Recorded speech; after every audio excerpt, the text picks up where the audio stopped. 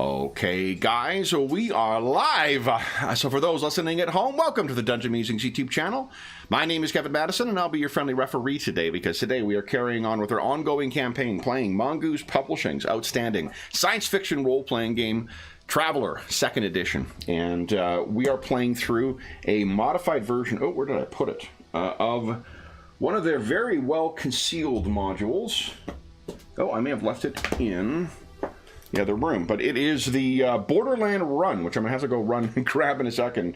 It is Reach Module 5, and we are running a modified version of that, but before I run and grab that copy and my notes, let me introduce you to the crew of our stalwart travelers. I'll go the order I've got you guys on the screen here. Why don't you tell us who you are and who you're playing? First up, we've got David. Hi everyone, I'm David, and I'm playing Dr. Ilyas Abdel, a physician and co-owner of the Rift Wanderer, who has some thoughts about the latest upgrades to the ship. Yeah. Next up is Graham.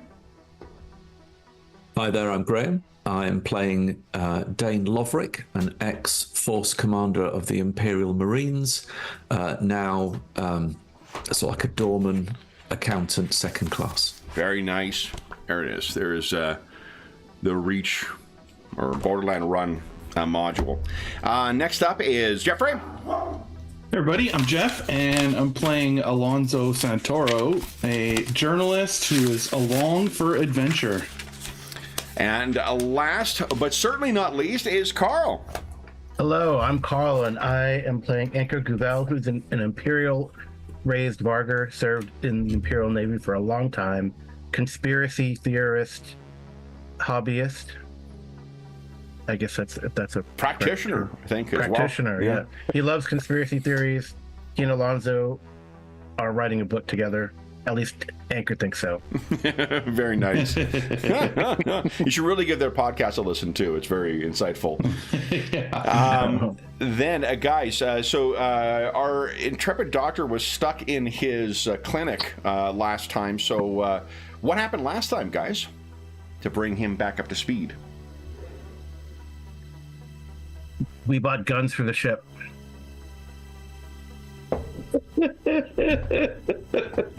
Yep. Oh God.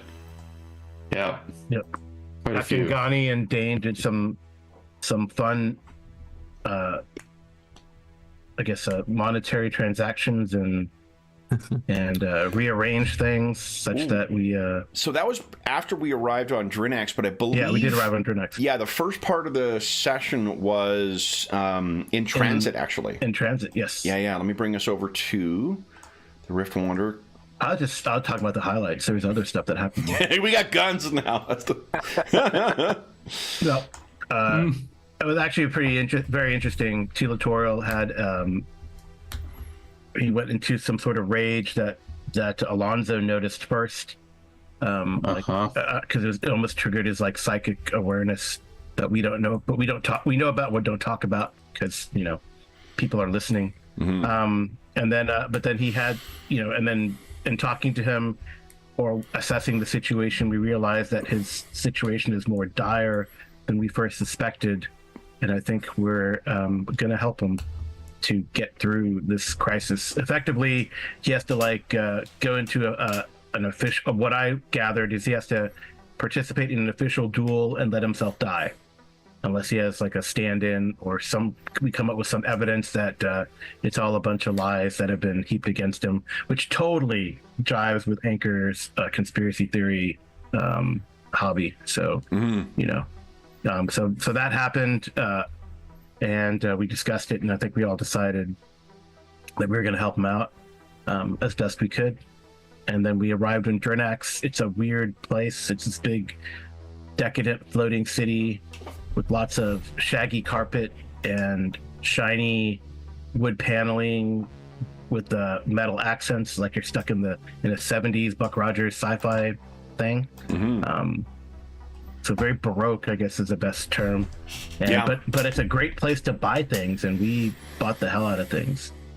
So, and then we also have on Drinax, we do have we have a missive from the previous world, from their de facto leader of the previous world, to the the king of Drinax. He has many King Oleb. He has many other titles and stuff, but something about some empire that collapsed 200 years ago. A long string of stuff that, but he makes him happy, I guess. So, but anyway, we're supposed to meet with them, which would be pretty interesting. And then I guess we'll go from there. That's what I remember. I'm sure there are other things. Anything else you guys can recall? I don't remember anything else. I know that. That's what I remember. Yeah. Yeah. Ultima 1 was of great assistance in understanding the cultural kind of consequence of Teal-Toral's position. Yeah. It's also possible that Dane volunteered to be his stand-in, but I'm not sure if that's quite true. Dane did seem to purchase a set of monkey blades or monkey knives in Drinax. I don't know if he said it out loud to the crew, but he sort of indicated that was his intention. Mm-hmm.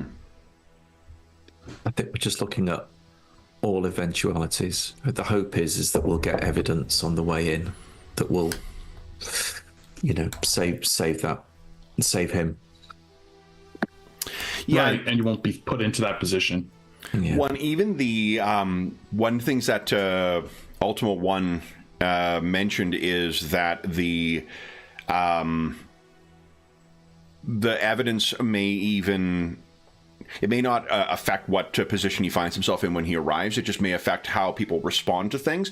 Like one of the this is a bit of a non sequitur, but like when you're dealing with like honor cultures or whatnot, it's easy to, I think, if you're coming from outside of those cultures, to think of them in terms of a monolithic, as if like there's a clear answer for everything. And like there's a whole host of literature about samurai drama where the point of it is that like people can see things differently and view these things. Like that's sort of the interesting thing about these cultures, is that someone can call this honorable, dishonorable, whatever else, but it doesn't fucking make it the case. It's a matter of context, and it's a matter of what people sometimes choose to believe is honorable or dishonorable. So it's a matter of framing that, and and that's very much true of the Aslan culture as well too, is that it has that what is viewed as honorable, with a little shifting of the light, can be seen as dishonorable, or vice versa. So that is one thing that we talked about. Now, we did, because we wanted to kind of get the purchasing and the math part done at the end of last session, we didn't indulge in any role-playing. So what I would like to do is slow things down a bit and go back to your time in the docks. But before we do, Doctor, is there anything that you had any questions about, and is there anything that you think you wanted to accomplish on the trip in here that did not get accomplished? No, I know that you approved the invoicing for all the weaponry that's been added to the thing. We can see your signature on there, and there's absolutely no way that Alonzo forged your signature on that. At least I'm fairly certain there isn't, but...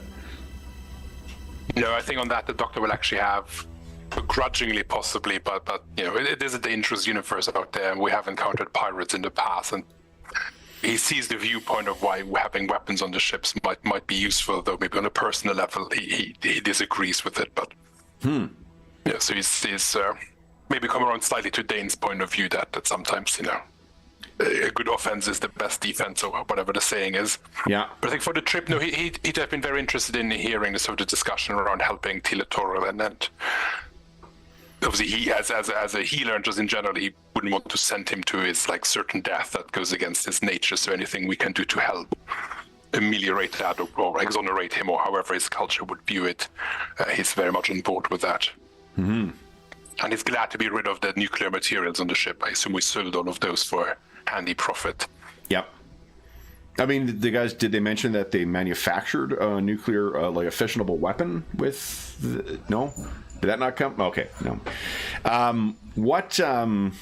Yeah, I mean, the concerns about pirates, on the way to Drinax might be... pirates in Drinax, hey? Pirates in Drinax. I think there may be something there. Hold on, let me just write this down. Pirates... Drinax. Pirates to Drinax? No. Pirates from Drinax? I don't know. There may be something there. Let me think on that. So when you guys arrived, I guess, is there anything that you wish to do with respect to Teal Toro or Ultima 1 before we arrive? I'm not sure if there was anything, but I know you had been... No, not in particular. Okay. Then, when you guys arrived, it is exactly as Carl described. The palace of King Oleb is just a overwhelming. It's a level of sensory overload where everything is just, there's so much to look at, and any one thing that you may choose to focus on is would otherwise be like a priceless artifact in a, if not a system, perhaps even a subsector. It is the accumulated wealth of like 2,800 or 3,800 years worth of plunder and technological progress. The place where you went to purchase your weaponry, though, you had heard about Rakondo's Bazaar before you arrived, and it is a place that has been set over just for sale of different different exotic goods, and because of the amount of wealth that flows through here, because of the sort of fickle attention span of the Dranaxi in general, there are there's just a massive variety of things that you can find here. You have yet to have your audience with King Oleb or his court at all, the Dragon Throne Court. But what you have seen, or would have seen as you were making your way around Drinax, would have been some of the nobles, and it's the most ostentatious display of subtle advanced technology that you could imagine. There are clothing that incorporates microgravity or contragravity devices to give a flowing kind of appearance around them. There's obvious, Dr. Elias, you could see this, obvious what are they called? Anagathics to extend lifespans. There's the telltale. I don't know what those would be, but they're whatever your character being interested in genetics and longevity and whatnot would definitely know the sort of the telltale signs for that kind of stuff. So whatever the markings are, a specific sheen to the iris, or a pallor to the skin or whatever. There's a lot of people here who have lived for a lot fucking longer than probably they should have. And while you might expect that, this long in isolation might, and that long of lifespan with little to do other than just sort of try and find yourself, there is a curious conservatism to the look of everybody. This isn't a place where a bunch of eccentric, long-lived, wealthy individuals have all gone off in their own bizarre subcultures or whatnot. There remains a unified Sindalan and exile subculture here, so there is a distinctive look to everything. You can see members of what you heard were the Winged Guard, the famed Winged Guard of King Oleb, wearing their anti-gravity things with, if you can think of the more technological iterations of Thanagarian Hawkmen, that's kind of what you're seeing here. So like mid-80s not Tim Booth, what was it? Tim Sale? No, not Tim Sale. Tim Truman. Hawkworld stuff. That is a good point of reference for what the guards look like, and everything is, for a place that is or has been a culture in isolation for 200 plus years. Everything, like they are keeping up appearances. The Hawk Guard, kind of equipment, or the Winged Guard's equipment, is all gleaming and polished. There are nobles who are still, seemingly every day to go out and just wander around, or keeping themselves at the nines with all of their retinue at the nines as well. And contrasted with that are a ton of off-worlders and, strangely, some people in full environmental suits that look remarkably primitive. Or at least well-worn. Like, they would not be out of place on Hilfer for ways to protect yourself against sandstorms. There's the same kind of, tribal or clan or, community association markings on them. And if you either inquire or if you happen to have looked into this before, you would know that these are the Vespexers.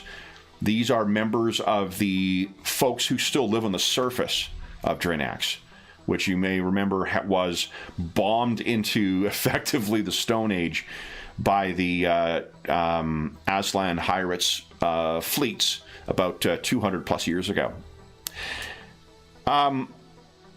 When you registered the appointment with the guards, and I think you would, in the same way when you arrive in system, you get your little, welcome package of sort of like local customs, your way of understanding. If the TAS doesn't offer that service, then it would be something similar. So you have an understanding of what everyone should, what you should be doing. So that gave you the means to contact the court in order to try and request an audience. And what you would find is that the locals all have a very unique accent for Galanglic.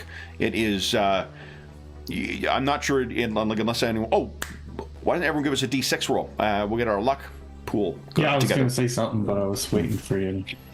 Waiting for me to shut up? Yeah. And us to need to make a roll. I was going to mention that we needed our luck, but there we okay. So 10. All right.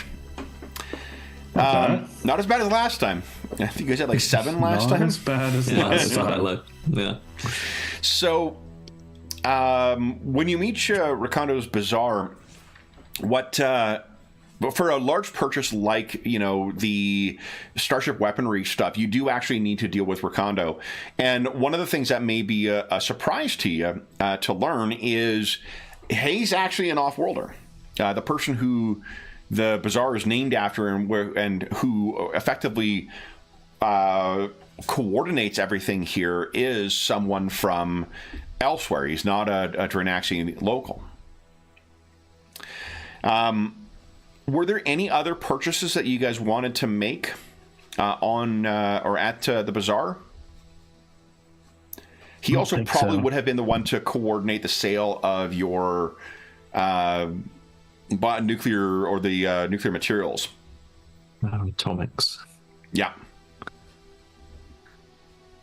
Wait 1 second. No, whatever. I'm good. You don't need anything else? I was thinking about buying a new gun. Just because it's like classic for Jeff to have a terrible gun in these games. And I have like an Earth revolver, like an old. That's all I have is a revolver. Yeah. So maybe I would speak with Ankar about this while we're in the thing. Maybe I should get a modern weapon. What do you have? Like a literally, like you've probably seen it. It's like a revolver, a literal. No, like you need at least upgrade to a Gauss pistol or something. Yeah, get something, or an energy weapon, like a laser pistol if that suits you better. Yeah, this is a incredibly high tech place, so you can. Yeah. Okay. I get a decent, like maybe even like a holdout laser pistol. I've heard that they have those that to hook up to backpacks and things like that.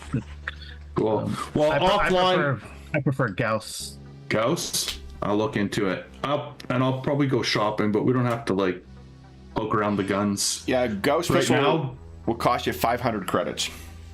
Oh, nothing. Okay. Yeah. Yeah.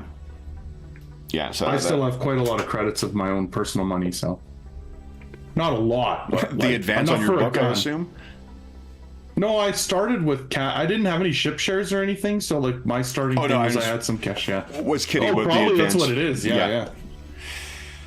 Yeah, so I'll pick up a gun. Okay, so that's the Gauss pistol does 3d6 and has AP 3 and auto 2, and a 40 round mag.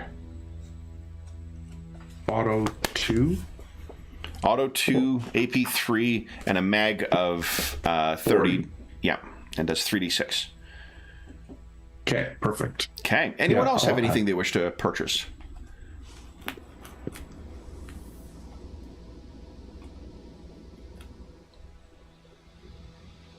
No, I think Dr. Abdel will sort of peruse the catalog of auto docs and various of medical equipment, but I think a lot of them are quite expensive, and so he'll just and we have the nurse spot and everything, so he doesn't insist on anything right now, but he'll just look at what's available here and maybe file it away for later. Yeah, I think Dane might wait a little bit to see what transpires with sort of current meetings to evaluate a little bit quite what might be needed, where the gaps are, of which there may well be some. Okay. If he still wishes, I mean, maybe we talked about this last time, but the monkey knife is 150 credits, so it's a pittance. Okay. Again as I'll well. do that. And you definitely could get that here. That's sort of a curiosity. It's probably a booth that has a bunch of different Aslan kind of things on it. Yeah. Yeah. Yeah.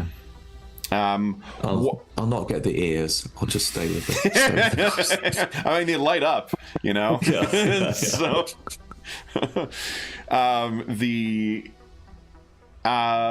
so when you meet with Recondo is he seems to be from the Empire, but he has that kind of that patois and the uniform of someone who has traveled a great deal in his time.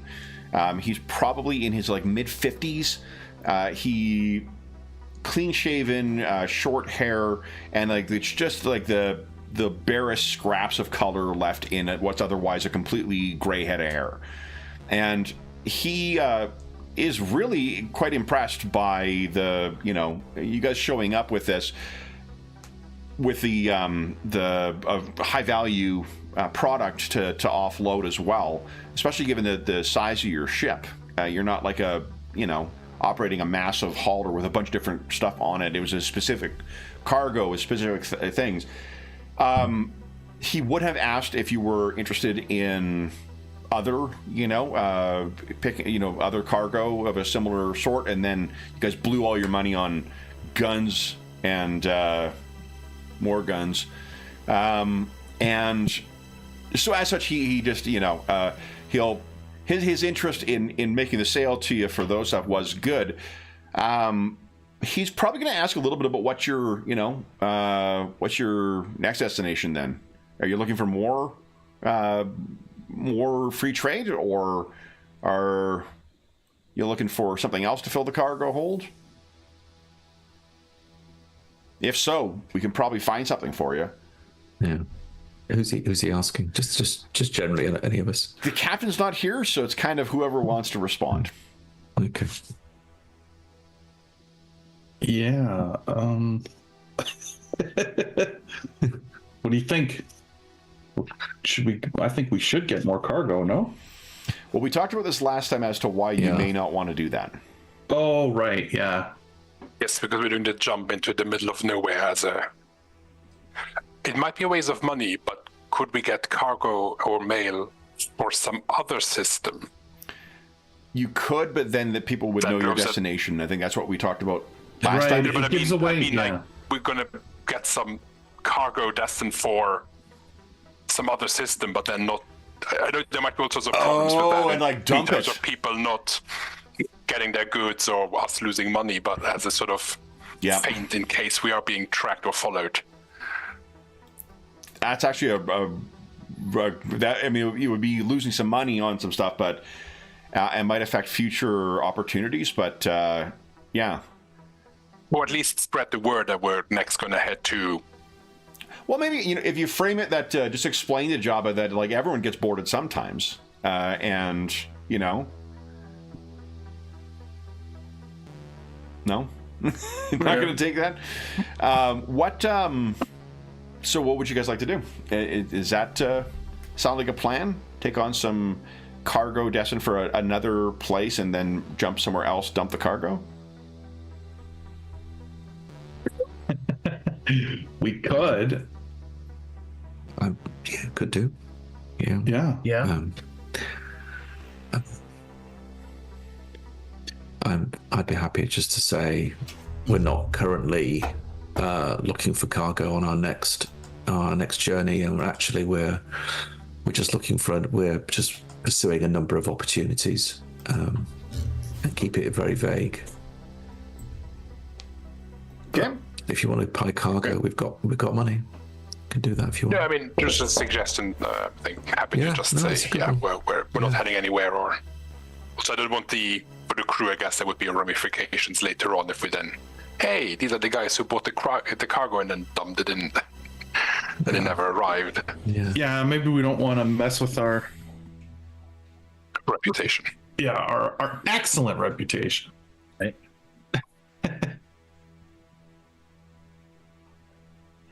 So I think that's a no. I think. okay. So Yeah, then, no thanks. anything else that you guys wish to do before you hear from the court?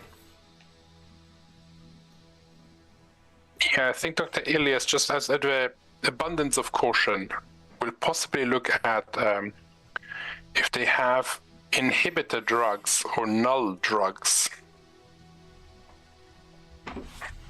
Unless Which are they in core book or the? they are in Central the Supply? Central Supply, Got it. page 93 and 94. Essentially, they dampen psionic abilities. Oh, Oh, cool. yeah, that's a great idea. This is not anything for Alonso to be afraid of, but just in case things get out of control or we run into a switch situation like on Hilfer, the doctor would like to be prepared. Yeah, it makes perfect sense to me. The null drug probably.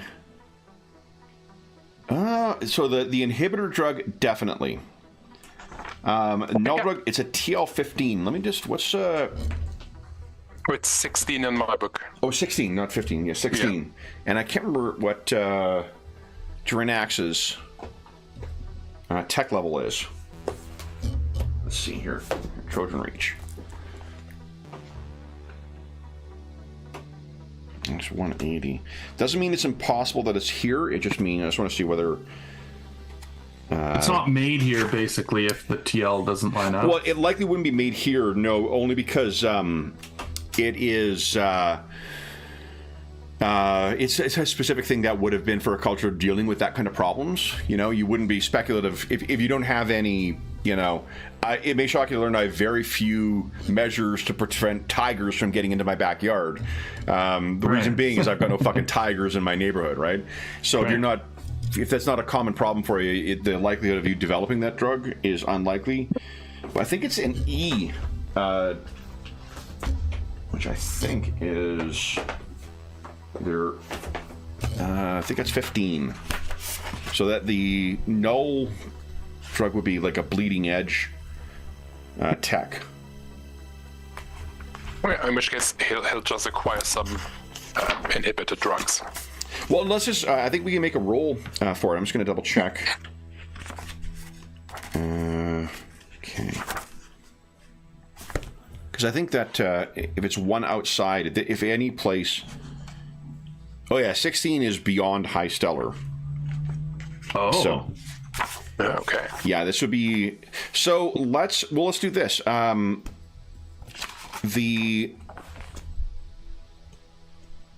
going to set the difficulty for the broker skill at a 12 for this. So if anyone wants to make a broker check to try and track this down, they can, and you guys do have luck, so you never know what what might come from it. So the thing is it is also 2 jumps away from Tech World, and that place is a tech level 15 plus. And who knows? There is I think it's the Florian League is further spinward. So they also, I think, have no, the Florian doesn't. They have genetic engineering, not psionics. But so who would like to make the roll for Dr. Ilias to find this drug or try and find it? Does anyone have training in broker? I don't. The captain. The captain has. I don't think he does, yeah. I might maybe. I wonder if Anchor. I know Anchor was trying to get some things as to back people up, but I don't think I got broker yet. Well, one of the things we talked about either last time or the time before is how to handle absent players. Like my preference typically is just to ignore. Like the player isn't there, then their character is not available. Their character doesn't participate in anything. Right. And whatnot. But in this game, you guys have niches where things are active, and I wouldn't want you to like use Dane when Graham's not available for combat, just because he happens to be amazing at it. But for non-combat stuff, if you guys have these like crew-based skill checks, it makes sense to me that we can just make the rolls. But I'll leave it to you guys. Like, how do you feel your characters being in that position? Because it would be when you're absent. I'm actually okay with that myself, and including the combat. Actually, it's fine. Yeah, the piloting for Anchor, right? Because he's like the best pilot. Yeah. And it makes some sense with that we would still be filling those roles. Yeah, as long as the player's fine with that. I mean, that's what I had a player absent yesterday in a game, and I just asked him, "Hey, can we use your character?" Because he again has skills and. Yeah, and niche protection is a big thing in this game. So, you know, I don't want you guys to necessarily have to spend your limited XP to try and pick up, you know, redundancy stuff. I mean, you're certainly free to do that. What about you, David? Are you okay with that? Yeah, works for me. Okay. So then, broker. It would cost you 3 luck in order to make that a success. Yeah. No, I think I'll leave it. Okay. I think having found inhibitor drugs, he'll inquire about if there's anything stronger, but then when Gani comes back and says that they don't have it here, he'll just accept that maybe he can do some research and find something of his own, but he's happy with what they have. I think like he got beyond, he didn't get the success to find this stuff, but he got beyond an 8 on it. So I think it might suggest that Rakondo's Bazaar is a place where you might find that. So in future, if you did try and find, you know, that or other exotic or, you know, difficult to control drugs,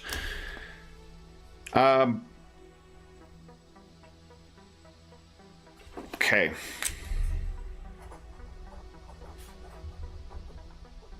Just writing something down. I'm sure it has no impact.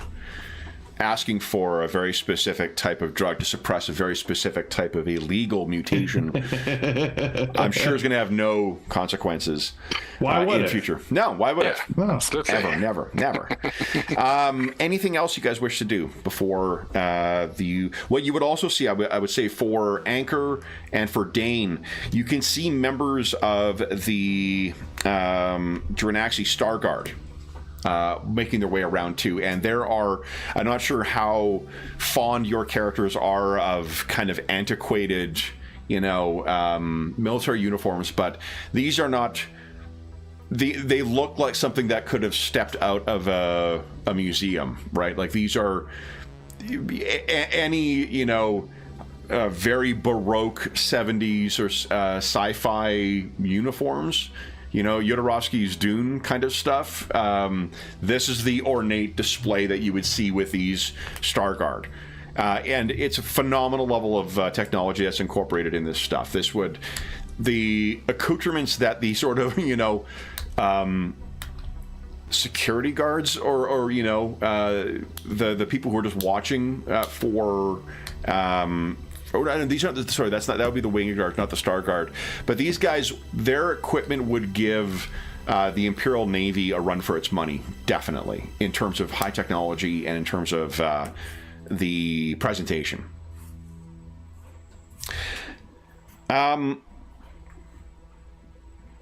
when you give your we talked about this last time, but to be honest, I don't remember the answer. What is it that you have, or how have you phrased your request for a royal audience?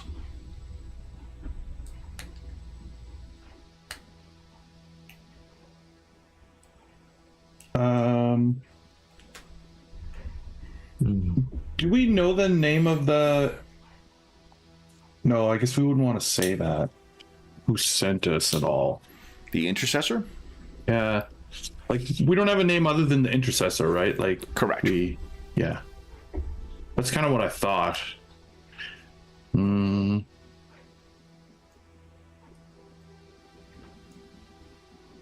I mean, obviously this was a secret way to send this message. So to broadcast that we're here with a message from the intercessor would be the reverse of what they want. So, I don't know. What do you guys think? I think I'm going to have to reboot Firefox, actually, but I think you can still hear me and probably see me. Yeah, we can hear you and see you. Great. I wonder if we could do something like state that we have something a bit generic, like we have specific diplomatic messages for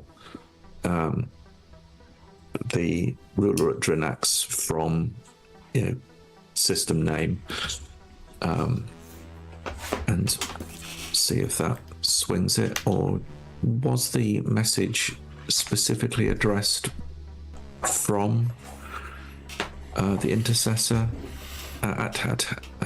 I don't think you guys have read it, actually.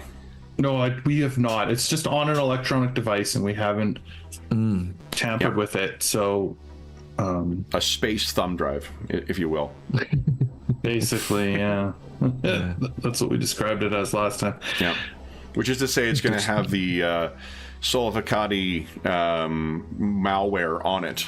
So as soon as you plug it into your computer, it's going to be infecting. No. What? So how would you frame it then?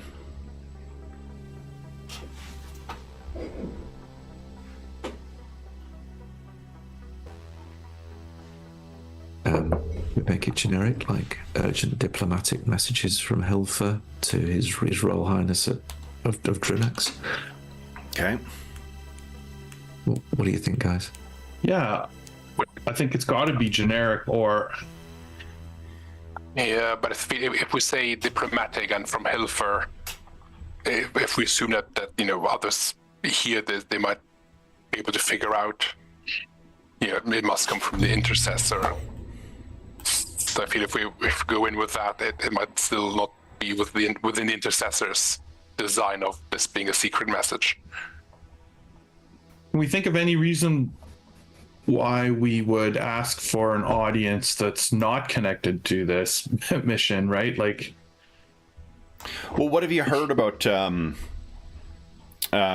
King Oleb from Ultima 1?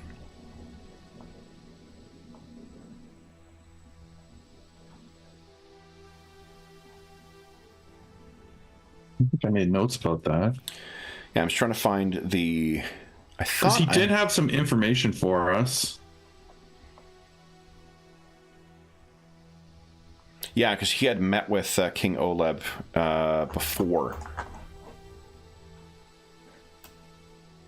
Oh, is it risky to Ultima 1 for that? If he's met with him before, for him to have a reason to meet with him again, is that dangerous to him, or would he not? Like, I mean, we also last session sort of decided that he is one of the crew, and we included him. We basically extended the invitation to be officially one of our crew.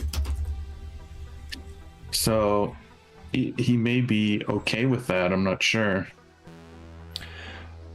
One of the things that, or the concerns he had expressed was that as the novelty that he is, it is likely that those who may be looking for him, Jitico, we're over here, maybe keeping an eye, like they may hear that that he is that he made an appearance at the court of King Oleb. Oh,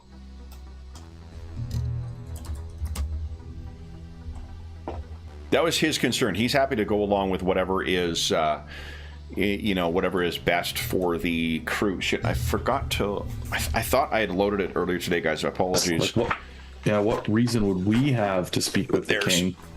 This is what you can expect. There's the dragon throne forged from the. This is obviously a very flattering photo from his earlier days as king. Yeah. But that is the expectation. Forged from the hulls of the ships destroyed by the Sindalan Star Navy. Moved from the capital, Noricum. I expected somebody taller.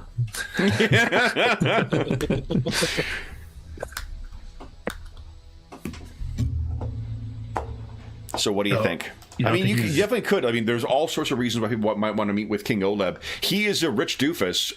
Like, setting aside his royal lineage or whatnot, he's also could be viewed as a rich doofus with, very mercurial interests.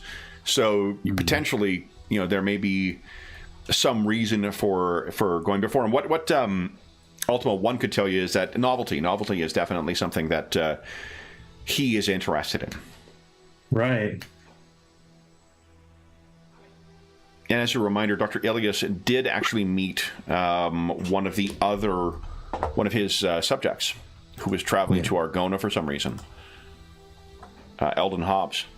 Oh, Eldon Hobbs, yeah. Oh, right. Yeah, I remember him. Yeah. Can we just appeal to his ego and say we just wanted to meet the great King Oleb? I don't know. Right. That's enough for him to invite us to have an audience. Probably not. At least to get invited to court. I don't. I mean, he has a secret missive. Do we know who his press secretary is? Or yeah, you could ask around. Let's see here. And get us ourselves on the schedule. So just we got a trader who wants to do business. I get to use my new GM screen for the first time, but unfortunately, no skill list on the. Oh, come on! Really? Yeah, that is so awesome that the Warhammer Fantasy has a skill. It's so good. I honestly, with all of them, even not to credit George once again. George was the responsible for the Star Wars line at the time, but the revised Star Wars GM screen also has a complete skill list, and that's from 1987. That's not true. It's from the 90s. That version was from the 90s. But let's see here.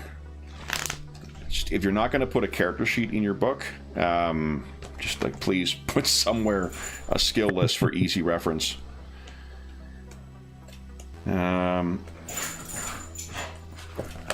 were playing it the other day too, but the way Savage Worlds does it, where there's a combination of just one list of all the edges, all the skills, all whatever. Fucking great. Okay. If you guys have any suggestions for.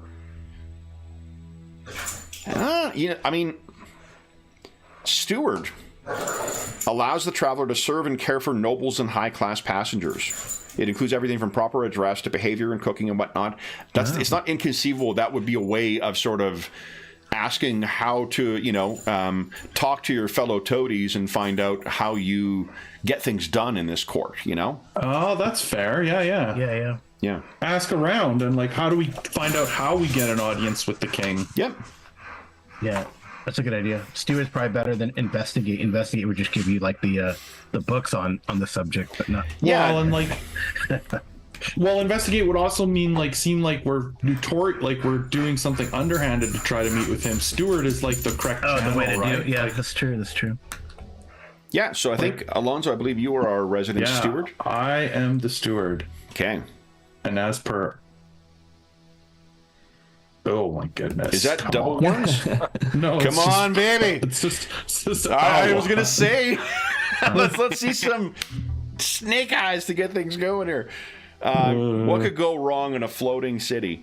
So that would be 2 luck in order to make that a success. So we're just gonna treat that as an average difficulty. You know what? Hold on. I think you've got a success right now.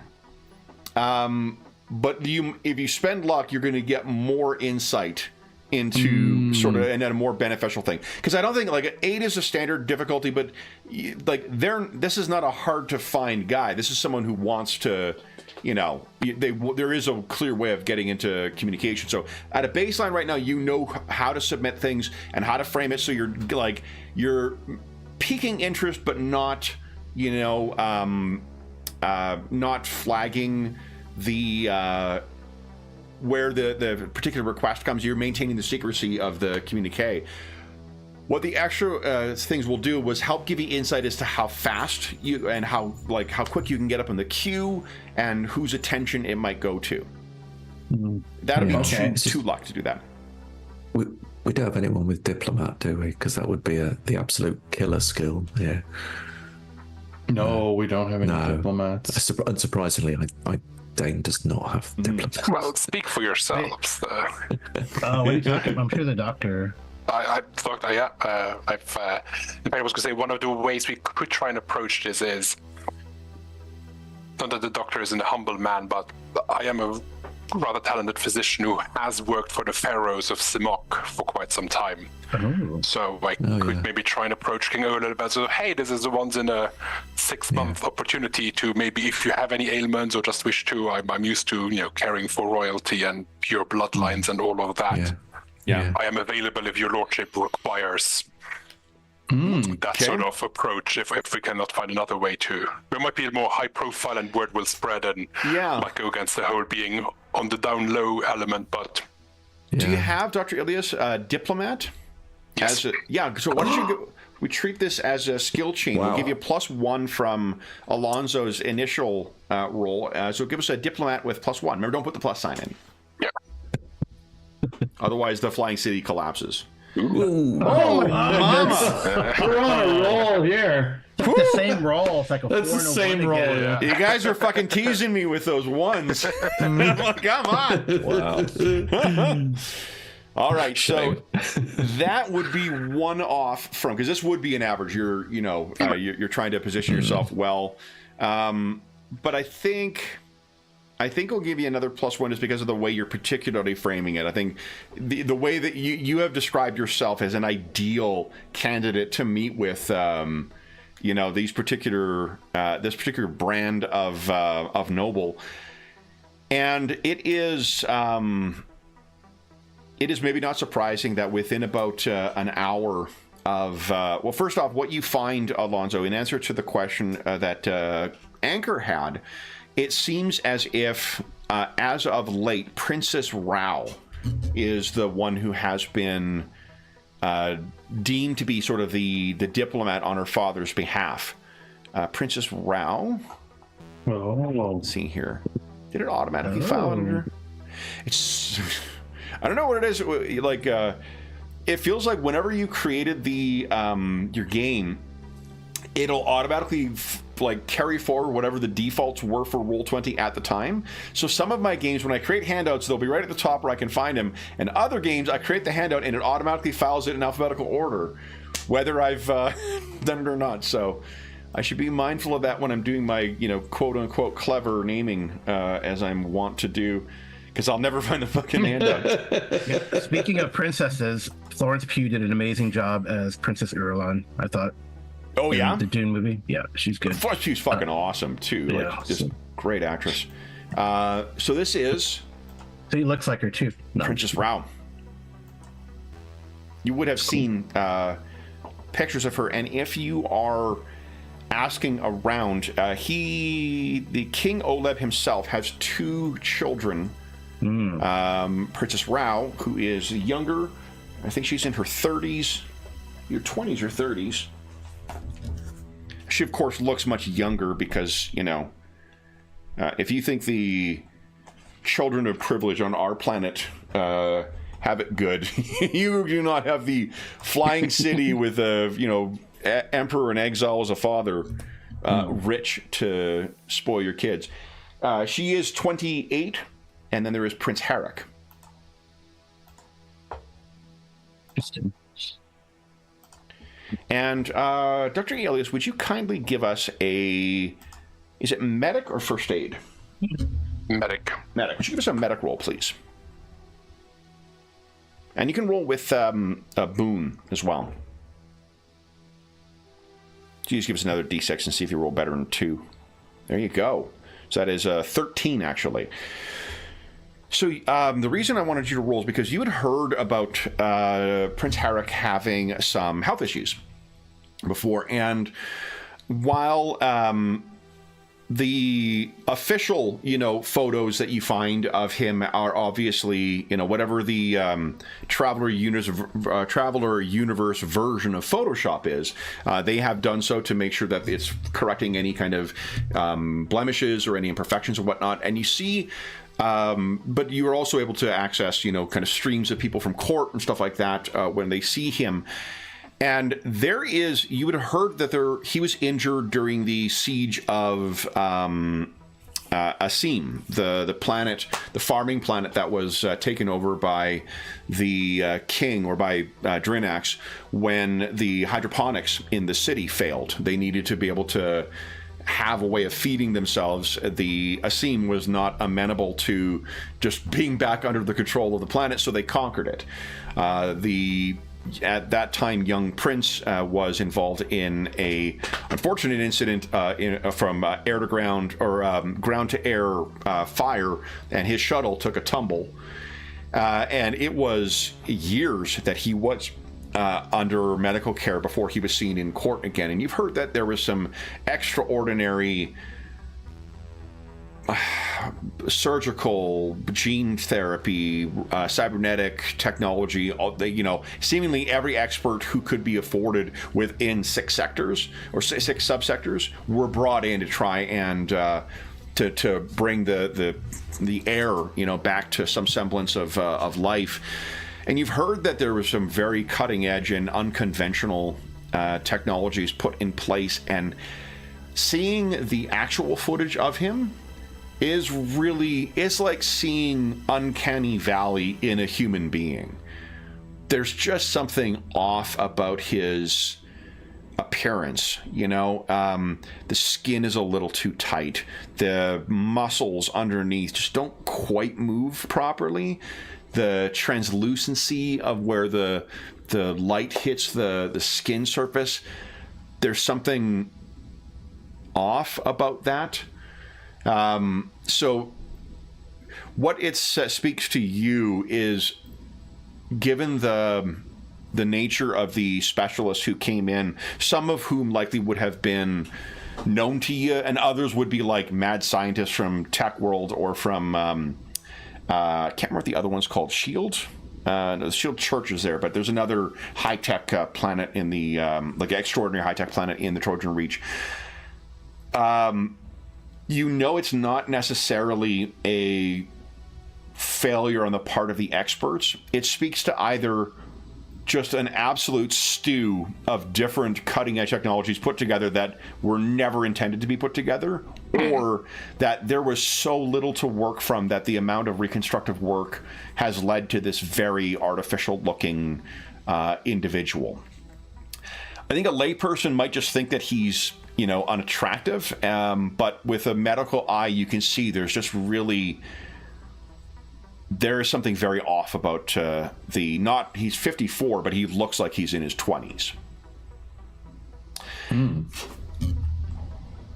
While Prince Harrick was the heir during his, quote-unquote convalescence, Princess Rao has really kind of stepped up to be the heir apparent for King Oleb.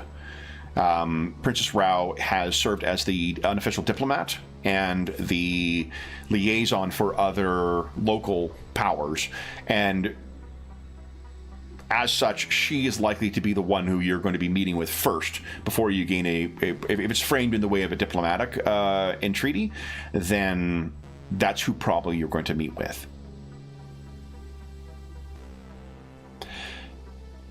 Anything, so what I mentioned that because it is shortly after, maybe an hour or so after you submit your information, both that it's of a diplomatic nature and your specific speciality, Dr. Ilias, and expertise, you are there is an indication that you will be granted an audience before the Dragon Throne Court. Oh.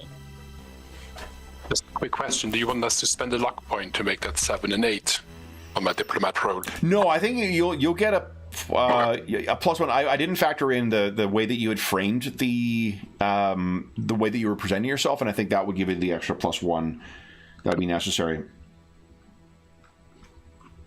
Do we have time, or indeed, do we have access to the location 13, the gardens? Is that something that actually people absolutely. can visit? Yeah, oh, definitely. I don't know if others would like to go, but I've heard stories of the garden of the floating palace, and to be honest, I'd really like to visit something. I know it'll be manufactured; everything is here, but I'm told that the design is outstanding and very beautiful, and I'd very much like to see it. I would love to go. Great. Dane may have bloody hands, but he's got a green thumb.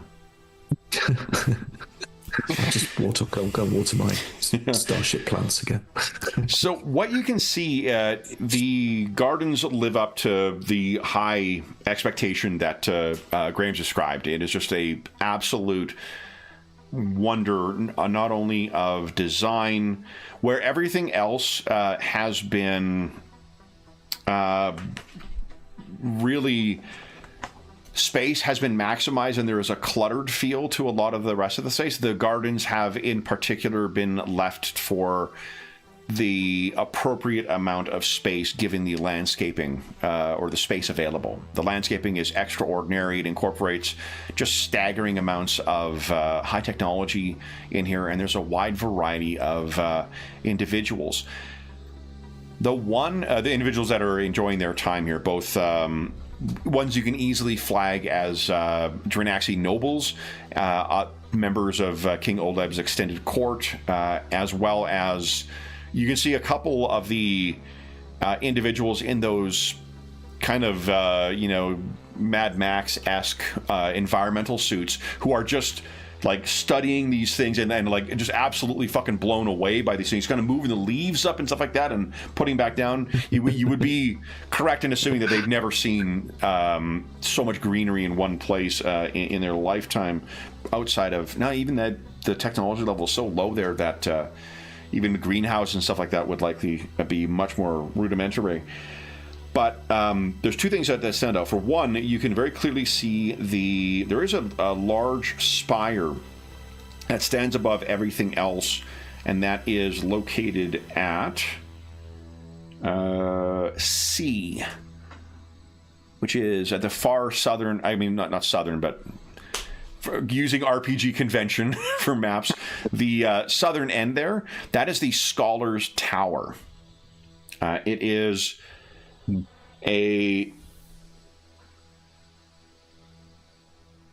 one of the best academics, and a full copy of the planet's scientific corpus were moved to the palace mere weeks before the Aslan attacked. And as such, the tower is easily the best university in the subsector. Students come from across the stars to learn here, and their fees are one of Drinax's only sources of income. As such, there's probably a couple of students who are making their way around, and their clothing would mark them as being from off-world, in all likelihood. Who has the higher recon bonus, Alonzo or Dane? Once you factor in your stats as well. Oh, I don't have any recon. I'm only a 1, actually. There you go. I have a 2. Anchor, are you with everyone in the garden, or with the others in the garden? Oh, yeah, if we're all together, yeah, I'll be with everyone. If you would have gone, okay, so Anchor is in the garden. Yeah, I mean, the last time I saw Green was on that that water world. And that's only when the algae blooms were happening, right? Exactly. Look how lovely the algae blooms. Oh, the aroma. Oh, wait, that's whale vomit. Anyway. Yeah. Yeah, I could be there. I'll be there. Okay. Yeah, it's good to get out. We haven't seen, man, the last planet was like, Well, we saw dirt rocks Yeah. and sand, Yeah. and yes, this is Yeah. nice. Yeah, and I Let's mean, get with a view only of the sky, it's actually quite placid out here as well. Like if you saw the surface of the world, it is quite. Yeah, I mean, it's stark. like covered in like clouds, and it's all destroyed, right? So, Yeah, there is. It's a so, testament it'd be fun if there are any field trips down there. to visit with the Vespexers. Down below. yeah. I mean, wouldn't Dr. Alias want to check them out? I mean, they've been exposed to Yeah, if you want biological and radiation poisoning. It'd be fun to look at their genetics, take some samples. I don't know. Yeah, Anyway, but we're in the it's garden now. I'm just reading the description. If you because you can, they give you the specific life events for growing up as a wastelander on Drinax. 200 years ago, the Aslan wiped out your world and condemned your ancestors to a living hell. The king and his floating palace may claim you as one of his subjects, but the Vespexers kneel to no one. So you definitely could spend time on the surface if you choose. It makes Hilfer look like a law and order paradise, I think. But there is a representative from the surface. If you do ask, like there is purported to be a representative of the Vespexers in King Oled's court. So, I guess at the very least, if he is going to claim them as subjects, they have at least some representation. But the reason I ask about the recon is because there is something curious that you spy, Anchor. Oh, okay. You see an Aslan making his way through the gardens. Seemingly, he's carrying something, and the pace at which he walks suggests that he is on his way to business somewhere. But you haven't seen any Aslan anywhere here. And one of the reasons why you guys elected to keep Teletoro on the ship was because for fear that the Drinaxi, 200 years is a long time, but with Anagathics, some of these folks are one generation removed from this place being bombed into, a wasteland. So they may have lingering threats, but it's curious. You see an Aslan making his way through here. Oh, well. Yeah, we'll nudge the others and say, hey, take a look at that.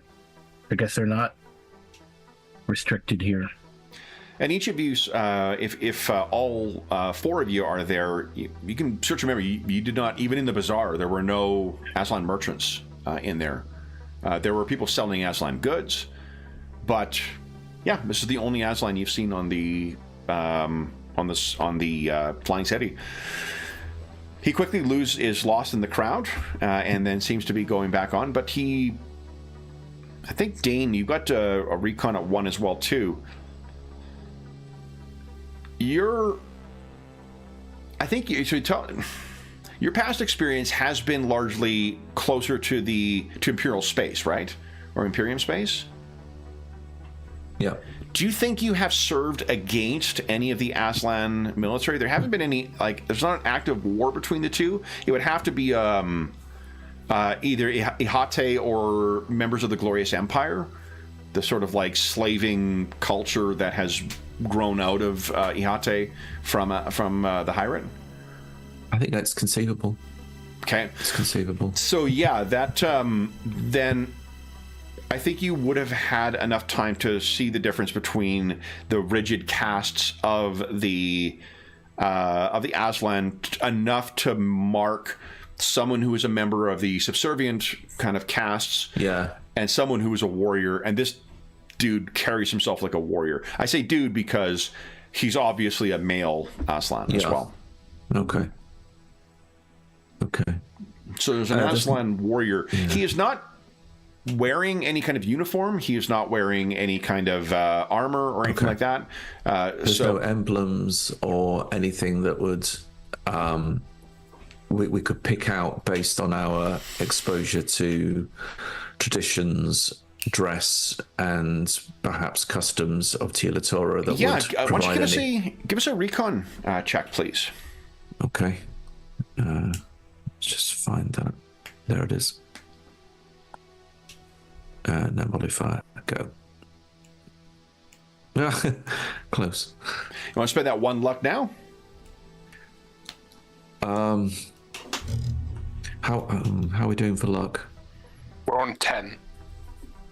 We're on 10. Yeah. Do you think that'd be useful? I could spend 1. Yeah, go for it. Okay, let's go for it then. Just Okay. spend 1. So there's Thank you. curious thing, and it's not the presence. You having you had another couple of days before you arrived at Drinax to have plenty of free time, Dane. And it sounds like if you were serious enough of assisting Tila Toral by securing monkey knives, then I imagine there's more things you're looking into to get a better understanding of Aslan culture. Because remember, one of the things that Ultima 1 had mentioned is that in order to, if there is someone to stand in for the duel, they need to first successfully present themselves effectively before the Aslan court. So maybe you're just looking at some basics on here. What you know is that there's a difference between the concept of an Ihate and the concept of a Ronin. An Ihate is someone who is acting on their own, but they have not given up their association with their house or their clan. That's why Tila Toral can bring shame back on his family. So even though he is the Ihate are acting on their own, it's like a much more incredibly violent version of Rumspringa. Now that I think of it, it's like the Amish, the Pennsylvania Dutch are like, kids go out and have fun, like, I'm conquering worlds!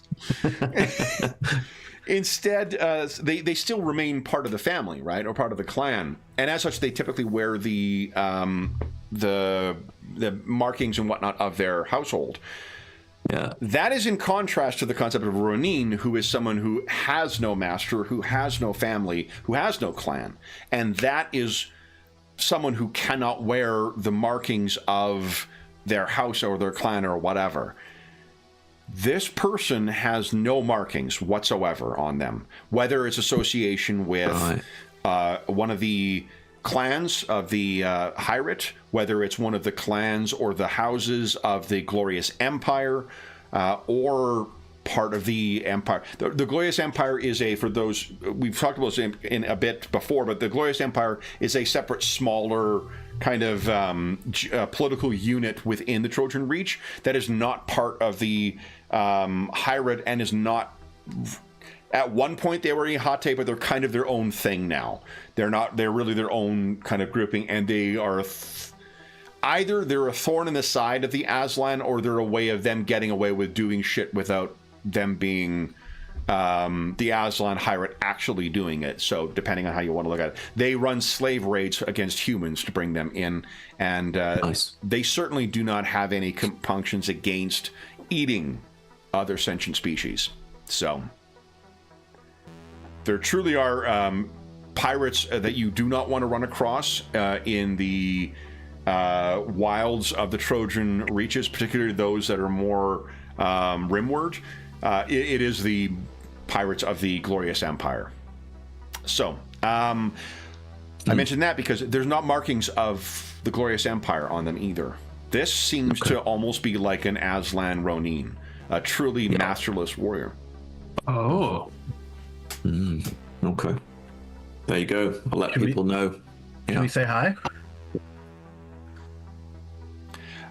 You'd have to kind of run to catch up to the person. I mentioned maybe... I mean, you certainly could. You could still catch them. And again, it's the floating city. If there's one Aslan in here, probably not hard to find them.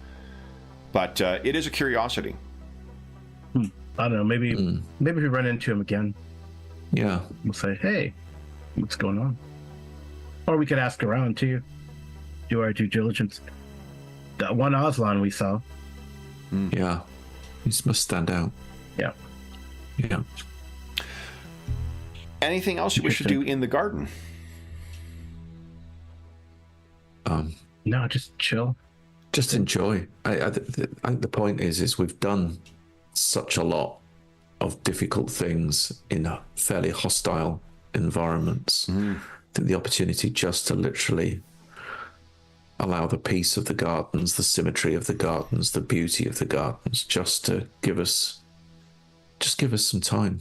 When with you guys having newfound flush of wealth as well, and the staggering variety of things available here too, really, like as far as food and cuisine, cuisine and drink is concerned, like the sky is the limit for this stuff.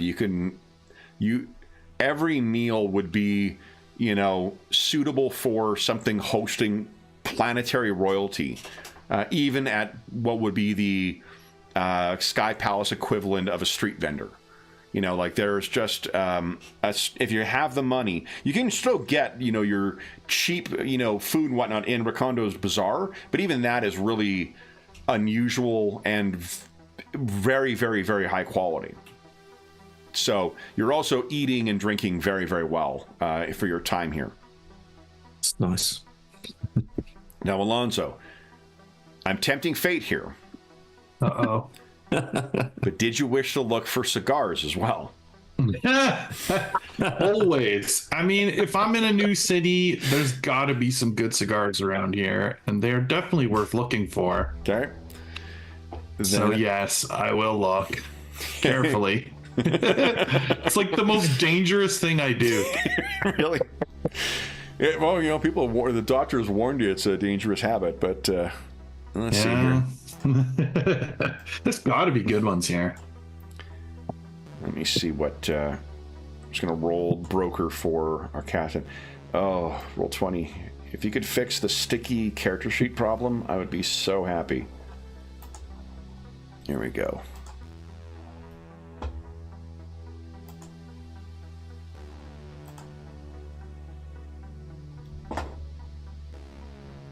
That is pretty good.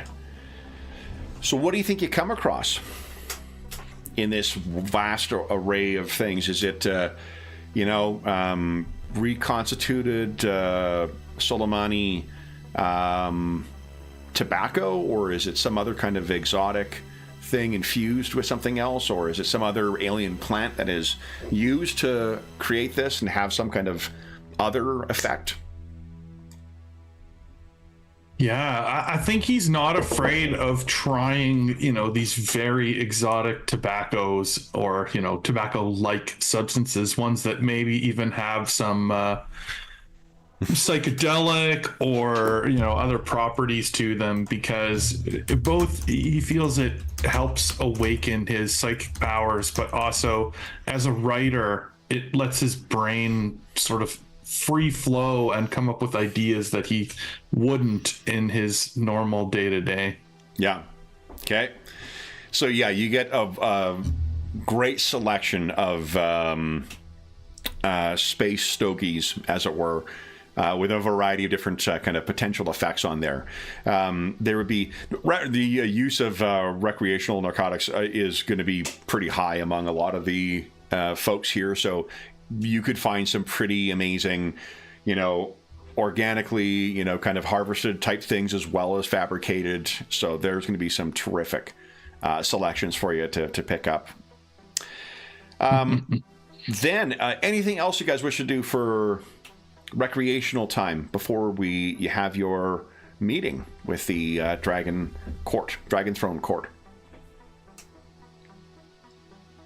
No. Okay, so check on the ship, make sure it's okay.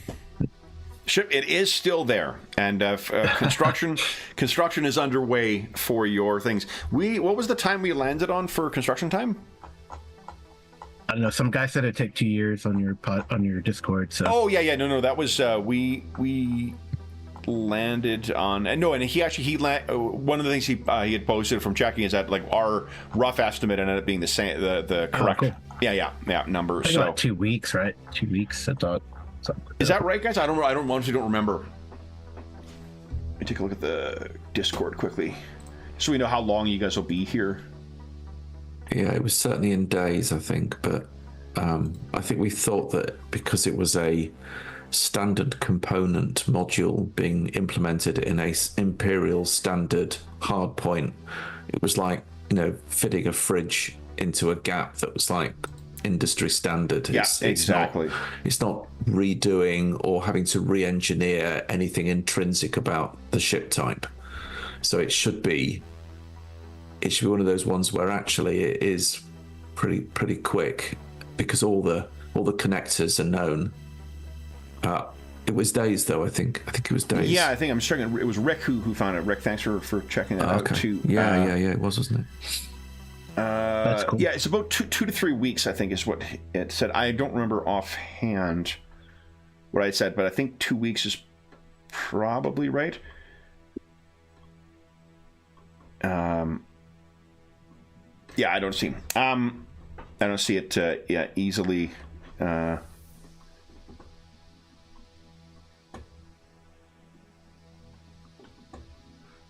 Okay. All right. Then, why don't we do this, guys? We'll take our... I'm telling you, man. Why don't we take our mid-session break right now, and then we'll come back, and you guys will have your audience with the Dragon Throne. Mm-hmm. Sounds good? Okay, so Yep. for those listening at home, we'll be back in about 5...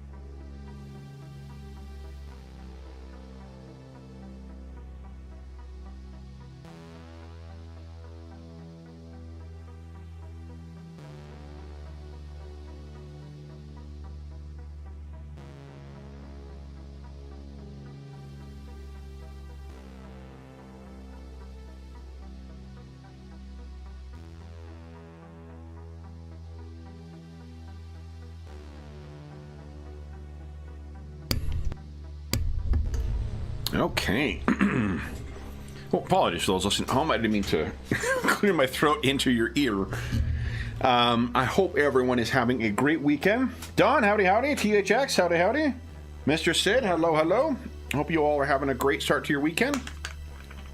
A great start to your weekend. Great ending, I guess. Winding up of the weekend, depending on what time zone you're in. And for those listening live, to my condolences to those of you who are also in a daylight saving area, because we lost an hour this morning. So, oh, great, Don. That's excellent. Good to hear. It is gorgeous here today. It's, well, relatively speaking, 1 degree outside when it's been minus 17 and so for most of the week. So, like Anna, Banana, and I have a extended journey for the near afternoon. All right. Oh, you're muted, Graham, and brandishing your mug in a threatening manner, so I feel like we're missing something.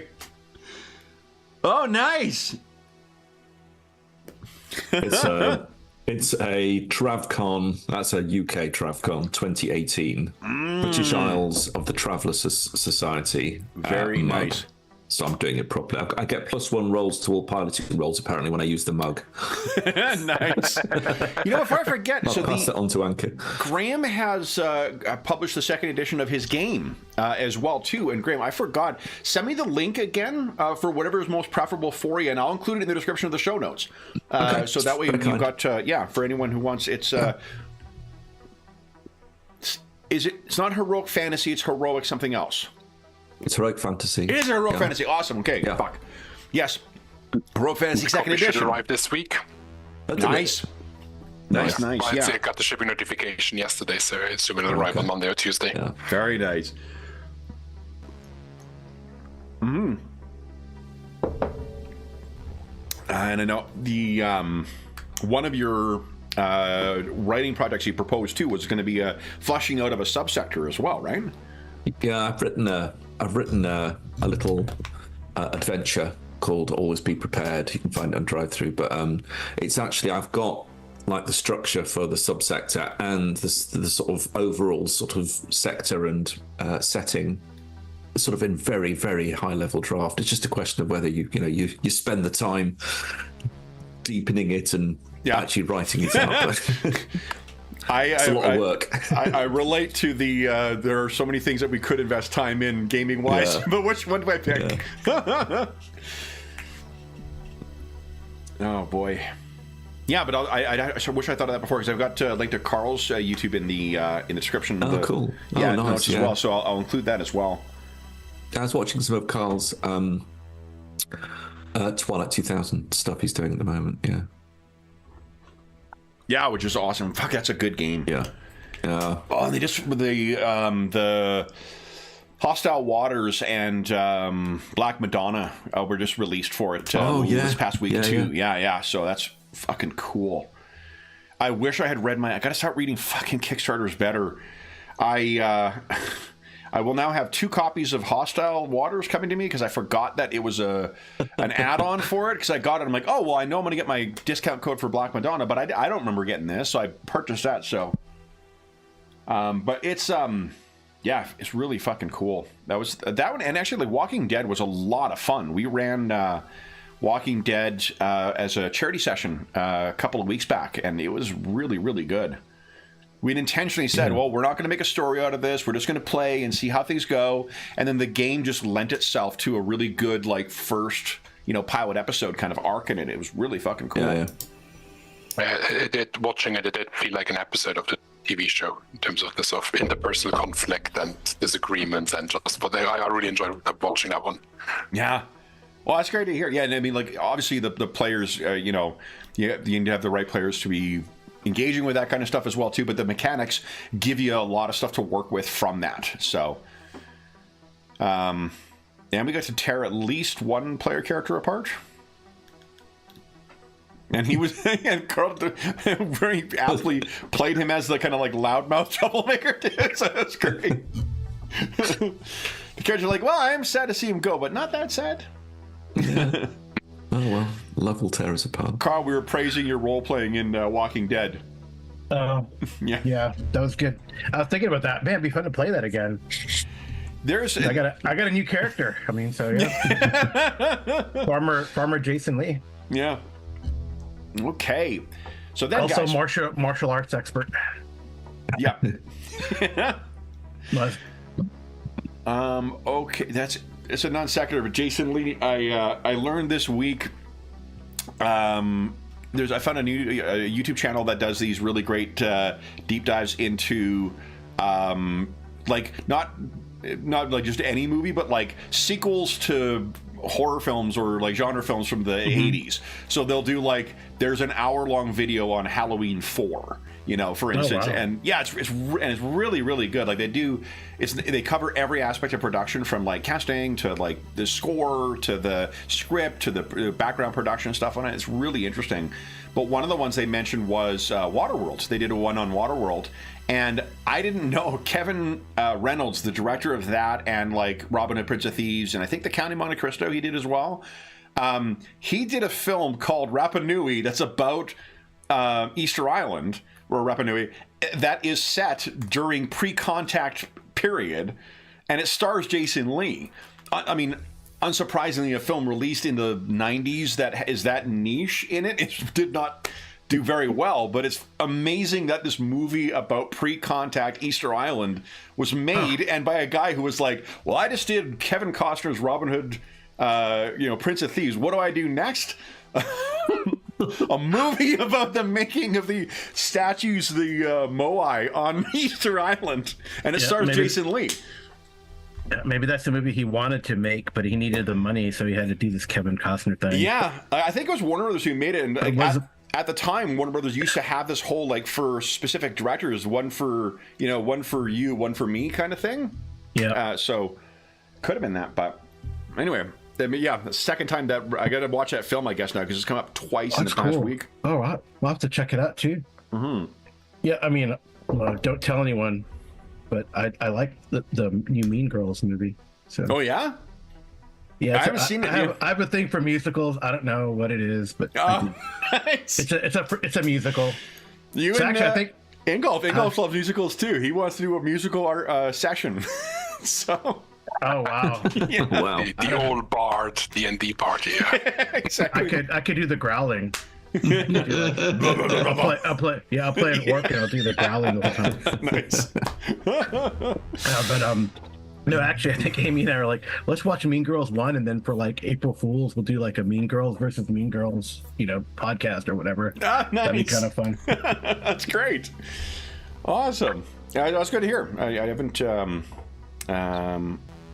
Yeah. I mean, it is its thing. It's high school drama if you like that shit. But it's a musical. I think that gives, and some of the actors can't sing to save their life.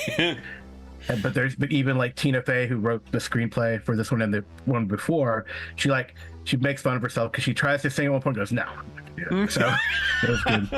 But like one of the actors is like an amazing singer. I'm like, whoa, she's got some chops. Oh. And then they have, I love it the way they frame it too, because it's almost like they have two people narrating that are almost like a Greek chorus, right? The two of the actors in it are narrating. Oh, cool. The story, and they're singing. It's very interesting. It'd be fun to do that, like with the a more like a period piece too. I think like a musical like that with a period piece. Yeah. In the Roman world or Victorian or whatever. I think all you can ever ask from any piece of art is that it tries to be what it intends to be, right? And if a movie silly high school drama with singing. Precisely. That was my not cautioned, but like my framed praise for Aquaman 2.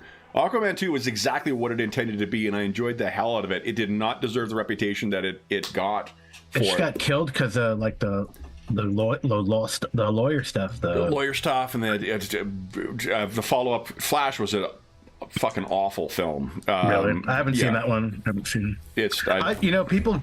I guess I don't know. I guess Marvels didn't do so well, but I like the Marvels. Yeah, I think, enjoyed like it. I said, that one was... I enjoyed Aquaman 2 a little bit more than that, but in retrospect, Aquaman 2 also just, like...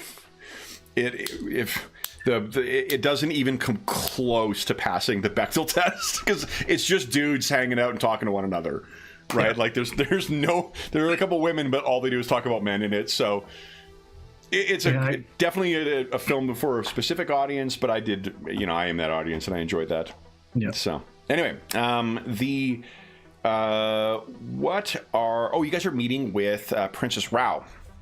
You have been indicated that you will be having an audience with the princess, and it will be in the Dragon Throne chamber. Okay. Whether you're meeting with King Oleb at the same time as well is another question. Anything you guys wish to do or prepare before you have this meeting? Yeah, are we supposed to give this missive like in private, or do we have to give it in court? What are the particulars? My understanding is as privately as possible, or as clandestinely as possible. The intercessor definitely wanted it to be a hidden message, not something that's an official or done directly to King Oleb, not to any intermediaries. And to that regard, Dr. Ilias, we need you to be our recon during this entire encounter. Just keep an eye on us. Tell us what to do with our hands or our feet. If you guys are talking about strategy before going into a diplomatic meeting, and Tilo Toro happens to be in eyesight, he gives another like squinted eyes look towards the doctor. Yeah, but I'm sure there's like a primer on courtly etiquette, and so if it's the princess, it's Her Royal Highness or Your Royal Highness. If it's the king, it's Your Majesty. Never the other way around. Big no.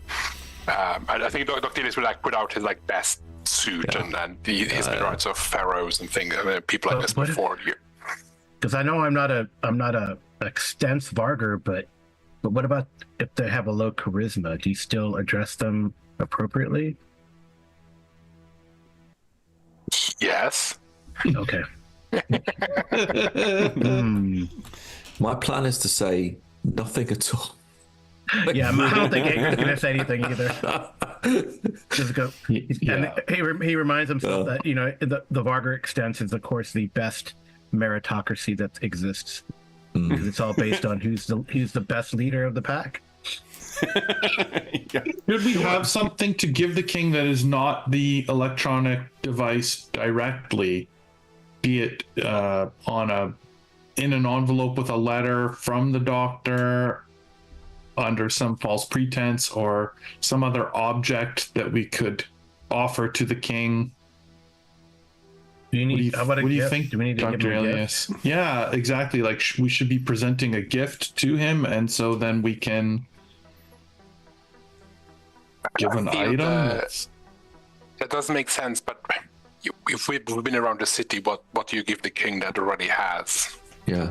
All of this that makes it stand out or be worthy of being handed to him directly. I feel if we just show up with a bunch of flowers.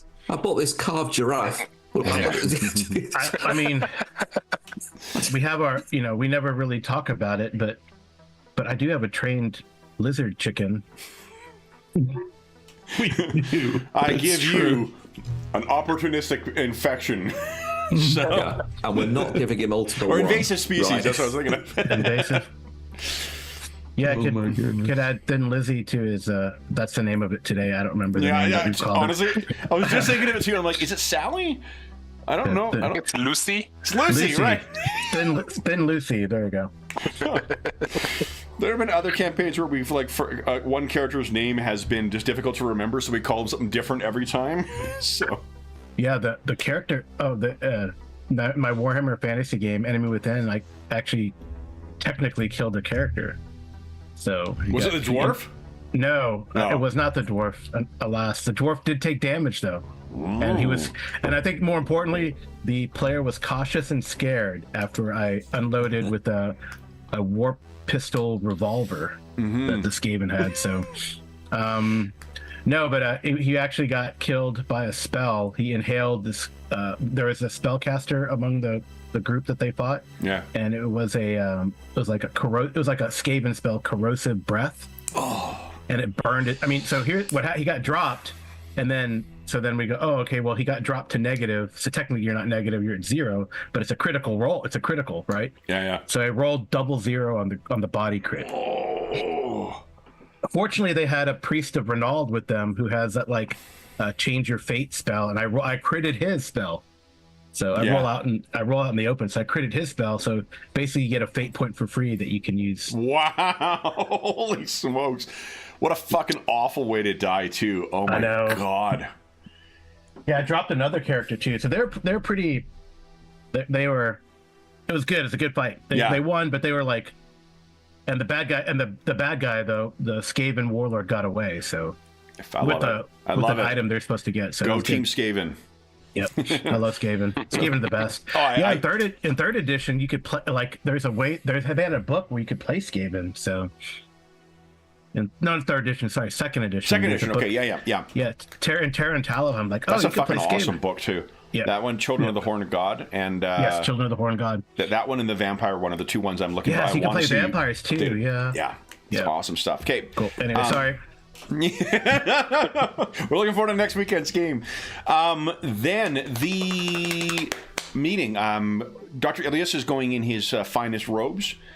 And I think it's because I was reading the last of BPRD last night, but I have kind of a Helioptic Brotherhood, Victorian, tuxedo, but with these, Western ideas of Egyptian, symbols and stuff on your scarf and whatnot.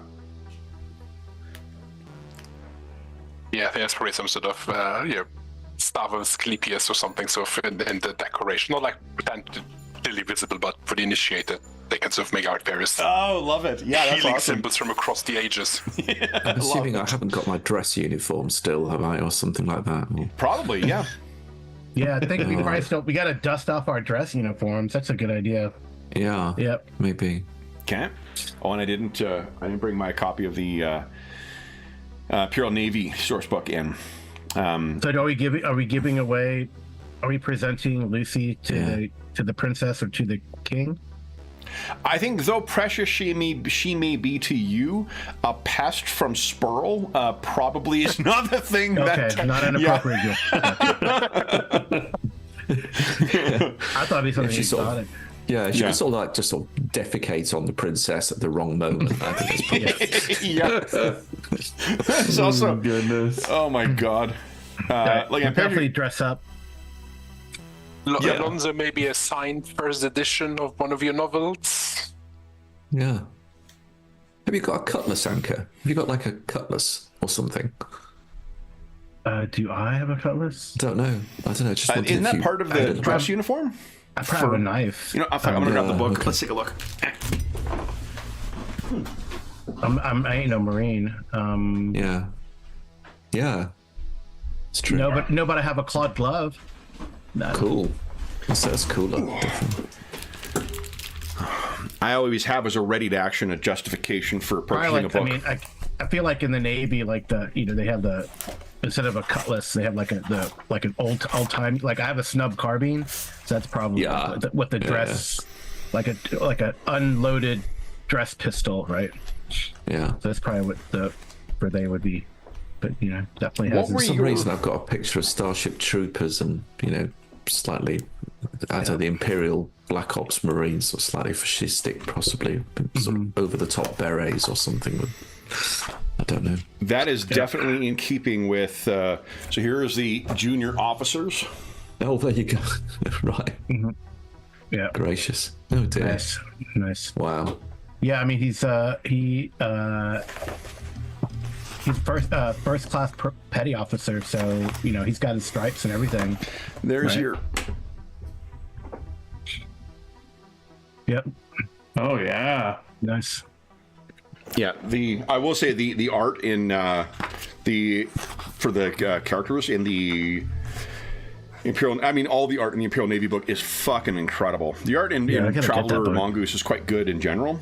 Yeah, I don't like their Aslan, but That's just Yeah, their version of the Aslan, but I just choose to headcanon it as kind of like they're more like Thundercats than they are, you know. yeah. I love the Mega Traveler era Aslan, especially in the Digest Group publication books. They're cat-like but not cats. That's what I think is cool. Yeah. They look feline but they're not like just lions. So I think that's what.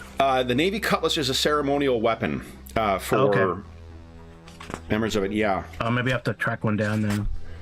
I'm assuming you guys would have them. Like even when you were discharged, you would have been.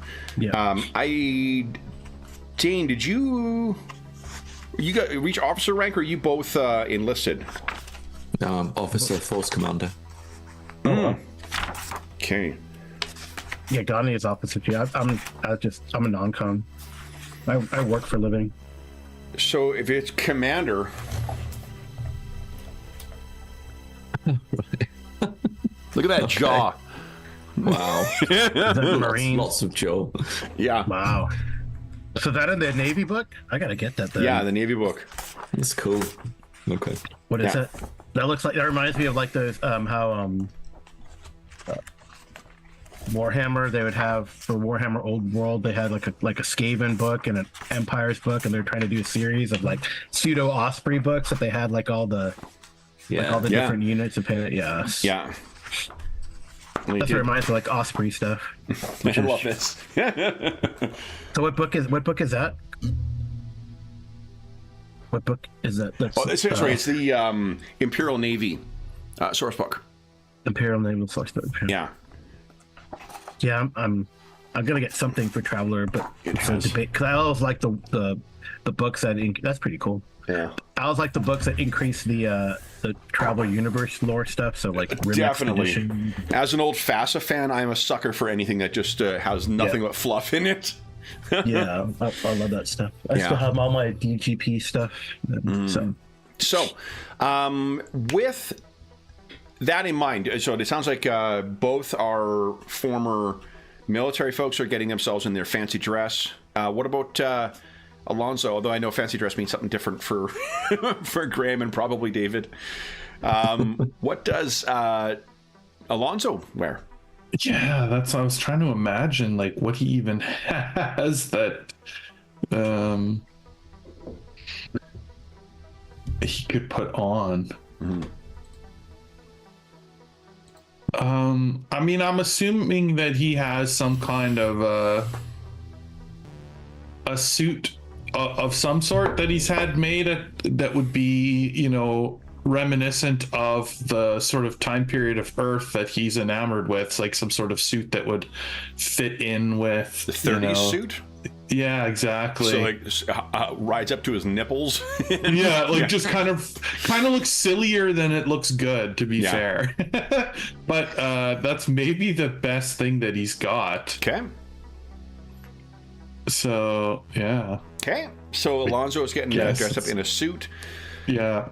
And give us a 1d6 roll, please, Alonso. All right. Here we go. Okay, you're good. I was curious as to whether it was one of the things that might have been damaged when Teal Toro had his fit of rage. Oh, yes. Yeah. So no, it wasn't. It was still, you know, nicely pressed and whatever else and secured. Space dry cleaning, as it were.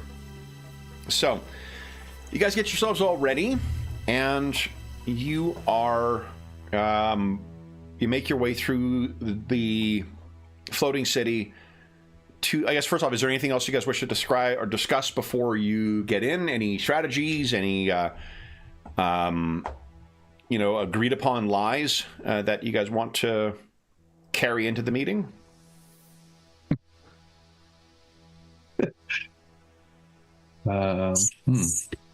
Yes, I guess our idea is we've come from Hellfire. We're offering my services to the king if it is required. But I think Dr. Dad will not go like, I think there's something wrong with your son. Let me fix him. It'll be a case of, we're just presenting ourselves. We'll be here if you require our services. I wish to talk about your fucked up son. What's wrong with your face? But I guess, yeah, the idea is we need to get an audience with the king himself. So if he's not here today, we need to hope for some sort of invitation back. So I guess everyone just be on your best behavior. Mm-hmm. And that's it. Oh yeah. Anna says no. All right. That's it. Nothing. I'm not saying there should be, but okay. You make your way through, and you are escorted into the throne room in the center of the city. And while the tower, the Scholar's Tower, is definitely the most pronounced edifice in here, once you get inside the actual throne room, there is where everything else has been a matter of clutter and just a cacophony of opulence. This seems to have, by comparison, been laid out in a restraint exercise of power.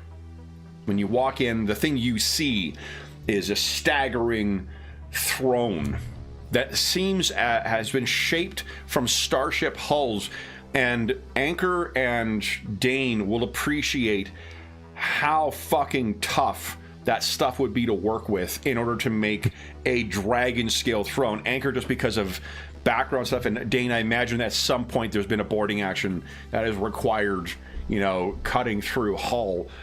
So for someone to have taken the time to shape this opulent, it's not even opulent, to shape this brutal and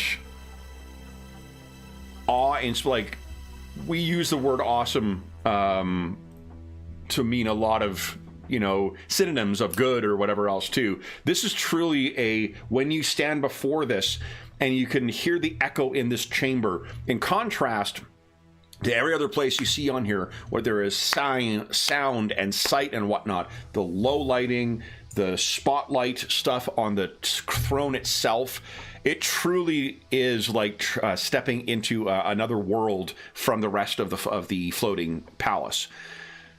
And as you walk in, each of your footsteps, I imagine you're wearing, all of you, your fancy, the boots from the dress uniform, your fanciest shoes, Alonzo and Dr. Ilias, and those hard heels on each of those, tack, tack, tack, tack, are echoing.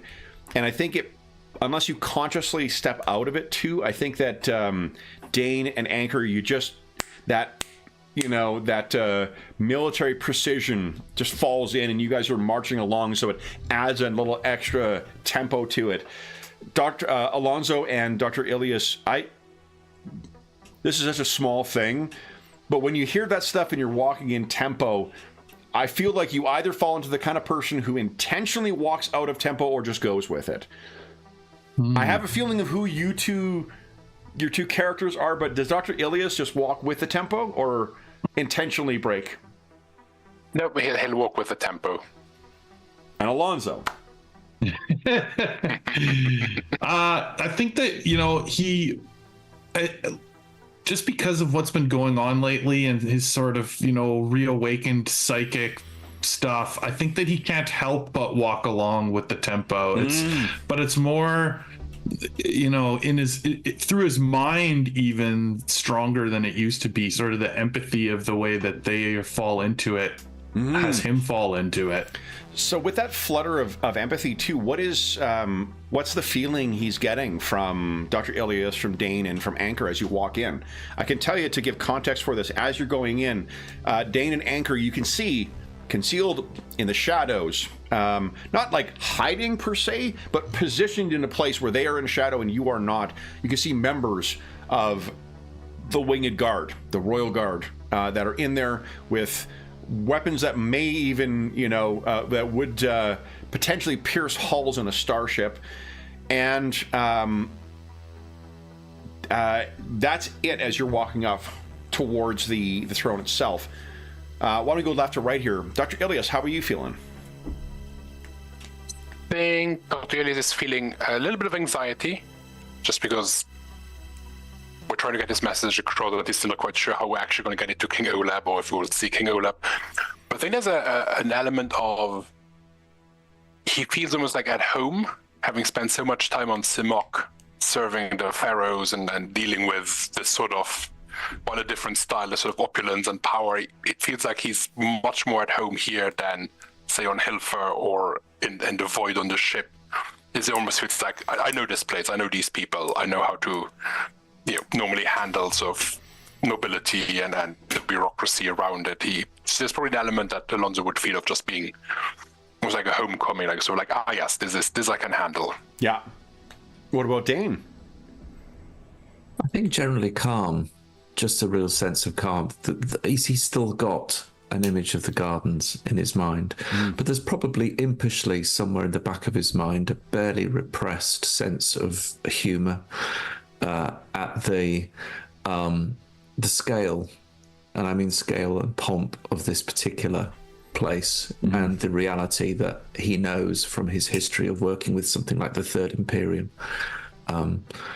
So he's expecting something that will probably, he's going to have to watch himself, he knows, that not to sort of smile too ruefully during this. And what about Anchor? What's he feeling? Oh, you're muted. In which case we can toast to Mo. Yeah, he is. I would say he's feeling not overwhelmed, but definitely uncomfortable. Doesn't like, even like trying to not scratch his dress blues or whatever color they are. I hope this doesn't mat my fur. I know. He's got to brush it all out. Anyway. So, but he's like, this is. He almost wants to laugh, but he knows that they told him not to laugh. Yeah. Because it's just it's so overdone, it's almost silly. You can even see nothing should work, but somehow it does, When you can tell Anchor too, just because you would have the most direct experience with this of the people who are present, there's like energy weapons scoring on the outside of some of the bits of hull that make up this throne. So the story you heard, unless they are, falsifying this stuff in here, the story you heard of it being taken from the, defeated vessels of the Empire's enemies, that definitely reads as true from the scraps that you can see. You guys walk to the foot of this, and it's just before you get to, the point where you would likely stop before it starts kind of heading up to the throne, when the princess steps out with a sort of a bemused expression on her face that you can see there. She is wearing a relatively simple, or at least at first glance, it seems a simple gown.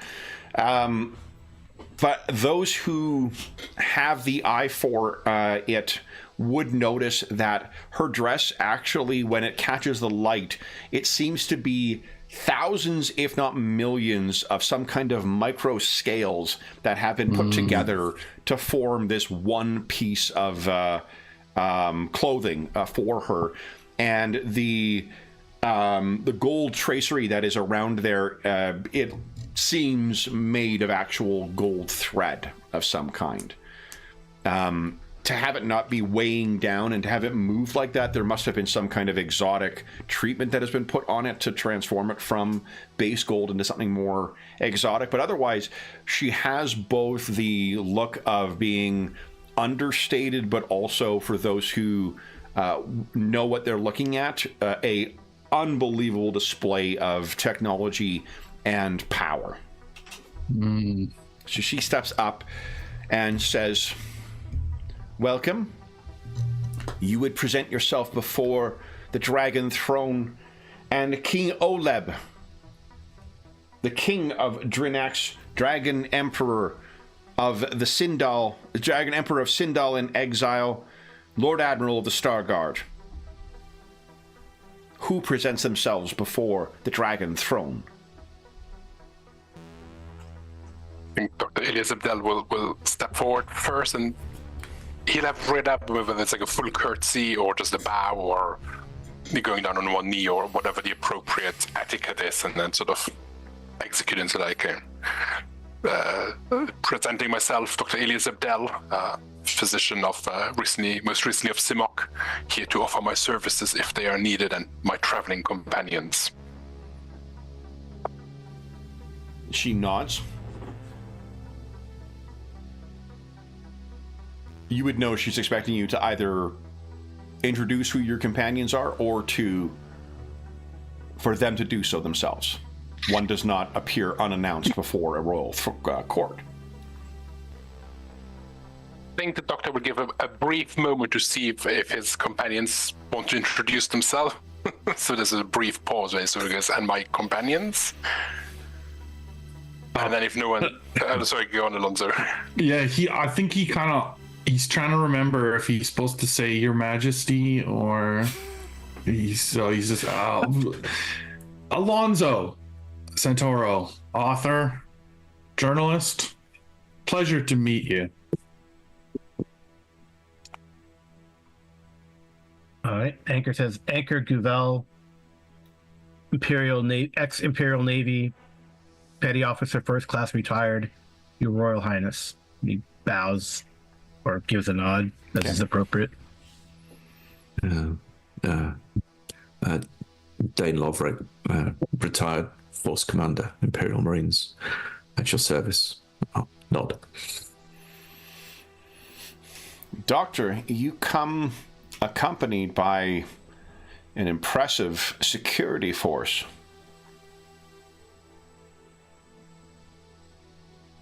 Thank you, Your Highness. These are very capable men. I'm glad to have them at my side. And you, Mr. Santoro, a journalist traveling with a physician with an armed escort. Are you his populist or his propagandist? Friend, I would say. Indeed. I have reviewed your resume that you provided, Doctor, and I will commend you on not only your previous research, but also the limited successes that you saw at Socorus. It is sort of out of character. It is Socorus, right? Simok. Simok, right. Sorry, make sure I write that down. I'll write that down where I've written. Well, that's weird, guys. I've written down Drinax and pirates. That's weird. I'll circle that. So she says So she says she gets the name of the world right. She says Simok. Yeah. Your Highness is too kind. Curious that you sold your interests in that vessel to take up with, from what I understand, a recently armed trading vessel. What is a heavily armed physician doing in a merchant vessel trading in exotic elements?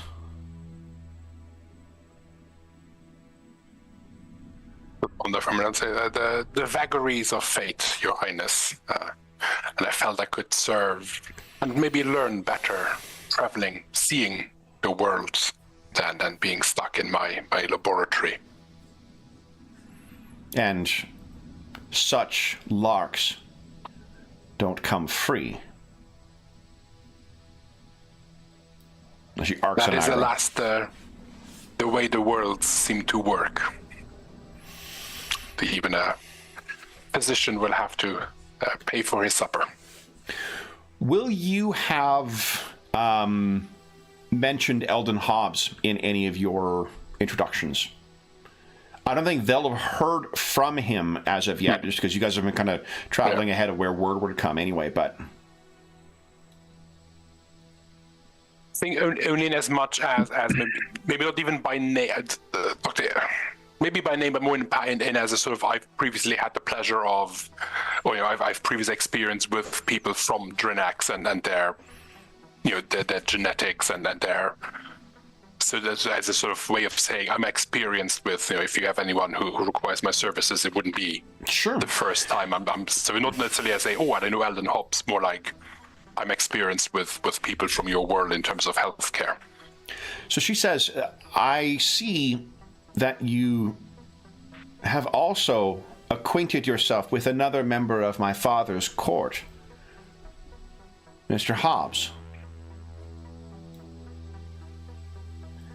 I did not see the particulars of what you provided, but I trust that he did not require any medical attention. He is a valuable member of our court, and it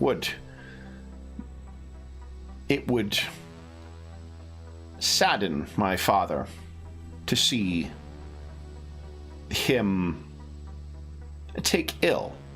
Now, just as a reminder, Hobbs, what was your impression of Eldon Hobbs when you guys met with him? I know it's been like a year, but because he was a bit of a doofus out of water.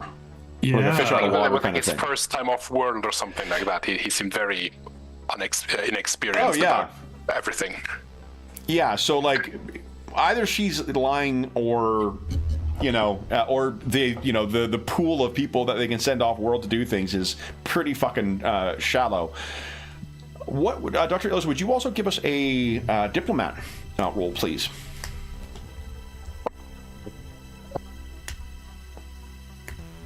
Nice. There's something curious about the way that Princess is free. If you are the stand-in for your liege, typically, when you're referring to them, you're always referring to them as such, as the king, as the, dragon emperor, as whatever else. What's she calling him? What's she using to reference him?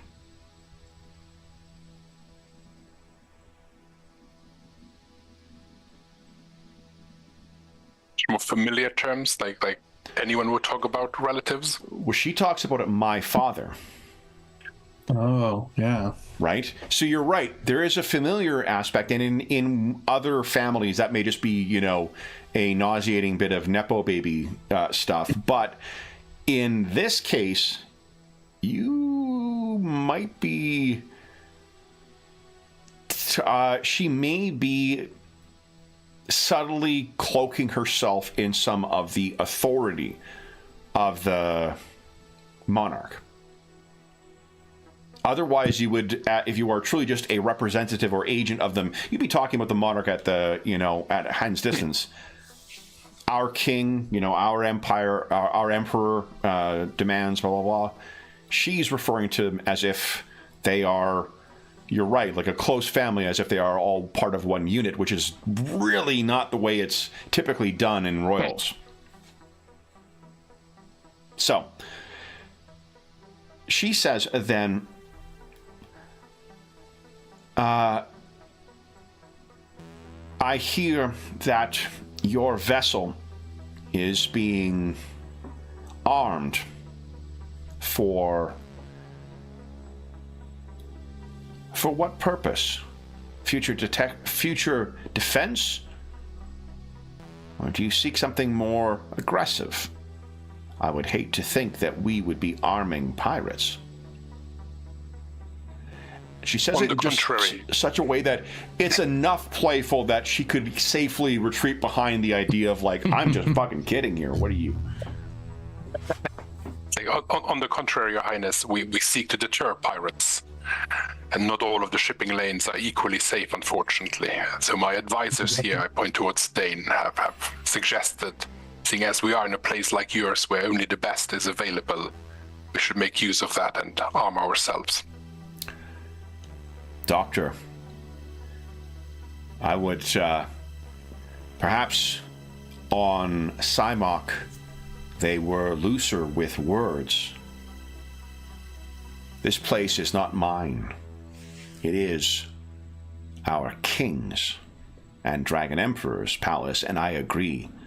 Truly a place of wonders in a dark and desolate region of space, with so much trade passing through, back and forth between the Hyrate and the Imperium. Oh, It is little wonder there is such trouble with pirates. We are grateful that we can assist in making your travels more safe. It does seem you have a crew, a captain with an impressive reputation, not only among the Imperial Navy, but the Scout Service as well. A former Imperial Marine, and, from what I understand, a pilot with exceptional record. I commend you on your choice of traveling companions. Truly, if you are interested in finding an interesting life outside of your laboratory, you have chosen good companions to do so. Not wish for better. Now, to your offer, I trust that you were aware of my father's call for any and all assistance when my dear brother had taken ill.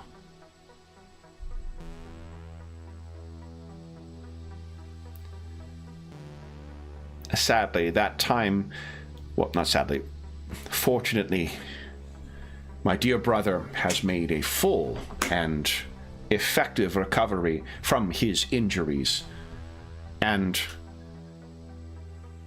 he requires no further assistance with his medical care, though an offer to serve the Dragon Emperor is always welcome. And we express our gratitude to you. I will consult with King Oleb and determine if there is any way in which you might be of assistance to the Dragon Throne. Now, you mentioned, it's out of character, did you mention that there was a message as well? Or did you mention there was was it strictly you wanted to meet because you wanted to offer your services? I think the initial approach was just we were sort of requesting an audience to essentially say, hey, we're here, we can be of assistance. I would not, Dr. Elias would not have added a mention of a message or anything beyond the surface. Okay. So you get the sense that she's sort of wrapping things up. She feels like she's got the measure of you guys. If you wish to try and redirect anything, now would be the time to do so. Mm-hmm.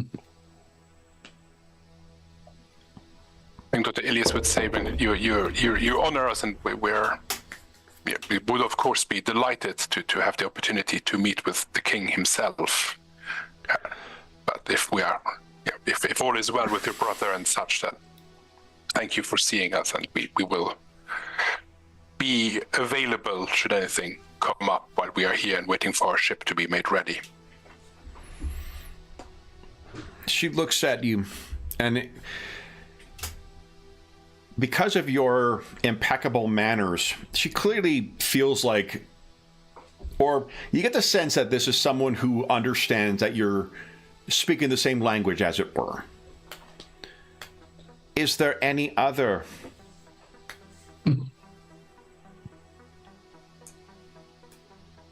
message that you would care for me to deliver to King Oleb? And I think what you can gauge from this isn't what she's trying to figure out is like, okay, so you clearly are smart enough to know that you came to this court knowing that this guy was okay right now, and either you came here and just was, ham-fisted, or like one of many merchants, wealthy, not wealthy, one of many physicians who are going to show up late and be like, oh, I know how to fix your son, kind of stuff. Only you're too late to the game. Or you might have another purpose. And while in the initial kind of back and forth, she was kind of, you can get the sense she was fencing with you, as it were, or sparring with you. This is it is rare that that the court would try and draw more from you. So this is kind of a fairly obvious ploy on her part to be like, what the fuck are you here for? Because this certainly isn't the medical thing guy who shows up with 2 combat vets and another combat vet flying your vessel. Yeah. Other than the guards, there are no courtiers around or anyone else. Just No. her and Herself, the guards cavernous interior here, yeah. in which case I think Dr. Elias, well, briefly sort of glancing over at his companions, will sort of, well, slightly bowing again, will say, on our travels, we might have come across interesting tales from other worlds that we would love to share with the king himself. You understand that I enjoy my father's trust in all things diplomatic.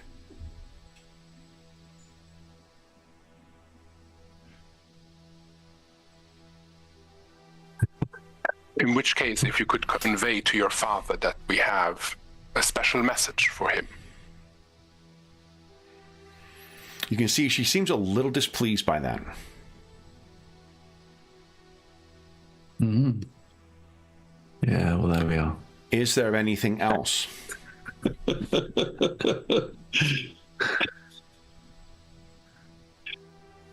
to figure out if Dr. Ellis would just... because the intercessor was very clear on...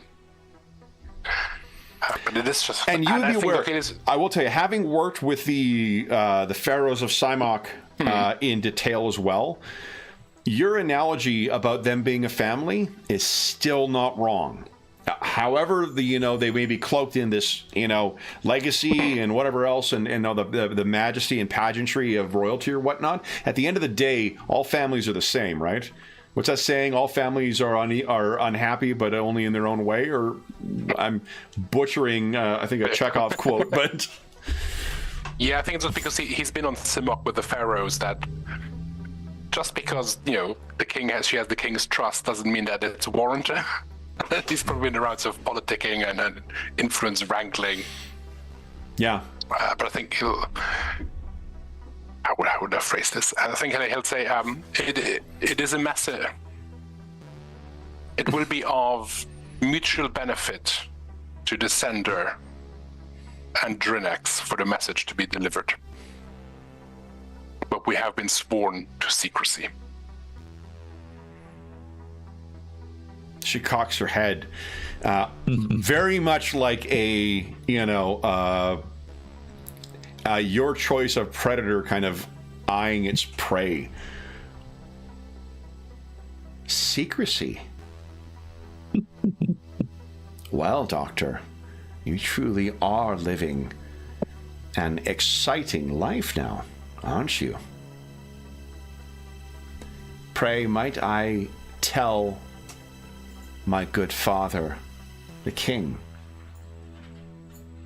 where this secret message comes from?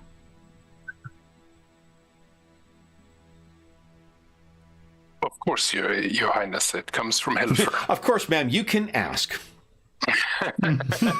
Yes.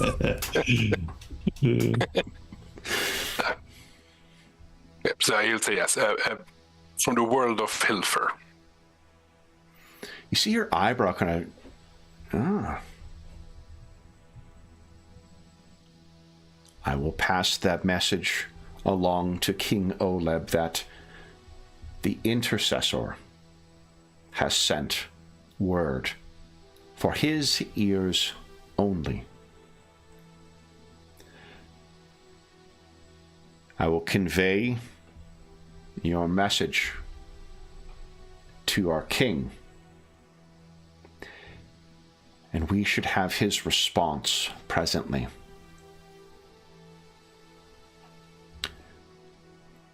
You are dismissed.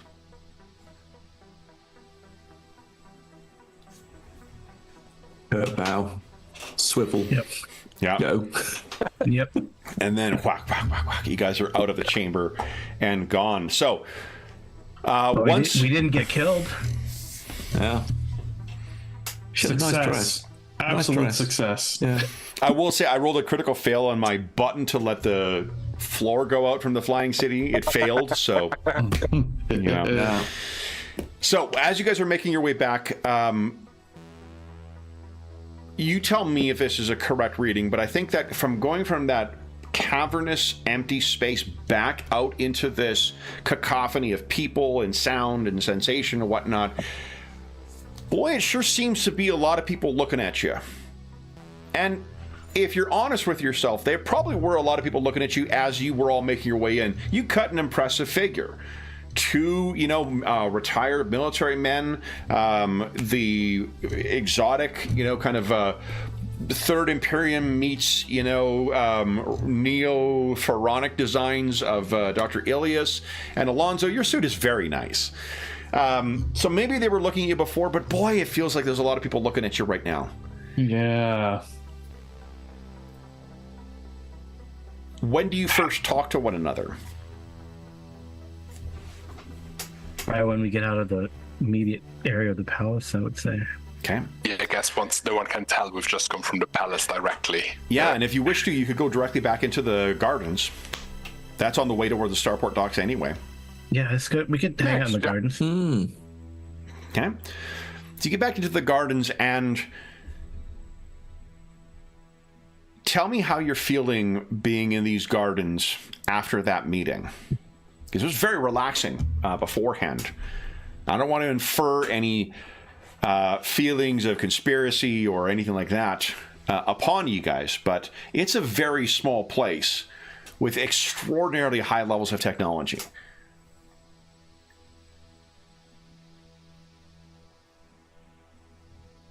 I think Dr. Ilias would definitely look around for any drones that are following or anyone following. And he definitely got the sense from Princess Rao that she would not be above sending someone to keep an eye on us or some sort of technology to keep an eye on us. Mm-hmm. Or people. You can give us a recon check there, Dr. Ilias.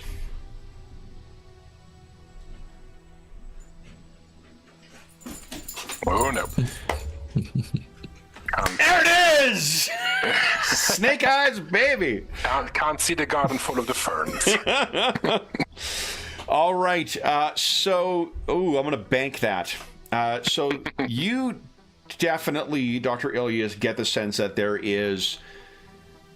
this is feeling a lot more gilded cage, than what it felt like the first time you were out here. This isn't to say this is how everyone else feels, but with that result, I think both Anchor and Dane, just because you guys have that, actually probably all three of you, because you also, Alonzo, you got a good read for people. You would have to as a successful journalist. Dr. Ilias seems pretty ill at ease in here. He's definitely kind of, looking over, and he's got that kind of wild-eyed look. What does it look like, I guess, Dr. Ilias? Because normally you're quite composed. What would the other crew members see? Yeah, I think that's sort of a nervousness. I guess like a surgeon, his hands are normally very steady, but there's probably a bit of fidgeting, and that's just sort of looking around as if he's just seeing if someone is following them. Like he'll maybe like stop and turn around and then follow the others. But there's sort of a nervousness to his hands that isn't normally there. And then, in contrast to how composed he was, like Dr. Ilias clearly knows his way around, a dinner party, like he handled himself as well as what any of you guys could have possibly expected in that arena. And there's a level of disquiet about him right now that just, you can feel it. But you're in the garden and you can speak once again. Who's the first one to speak?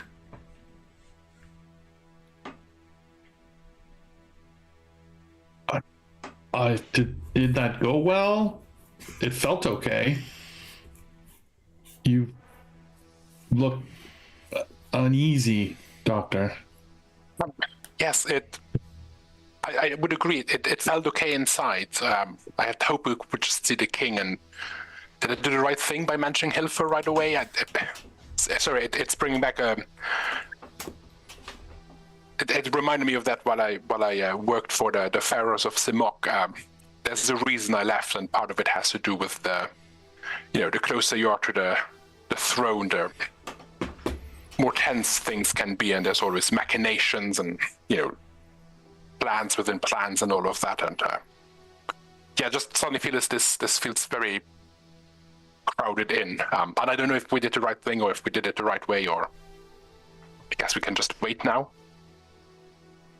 Anchor, it almost sounds as if Dr. Ilias is talking about a conspiracy.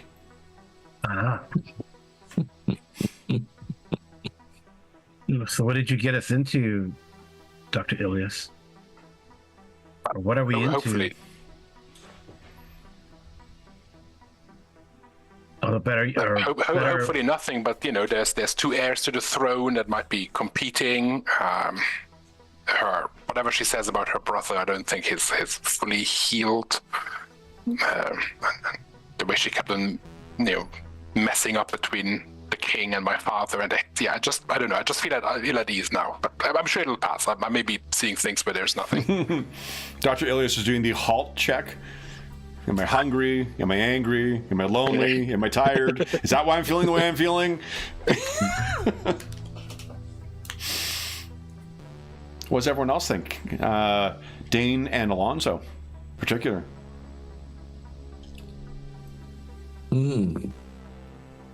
Well, what do you think, Alonso?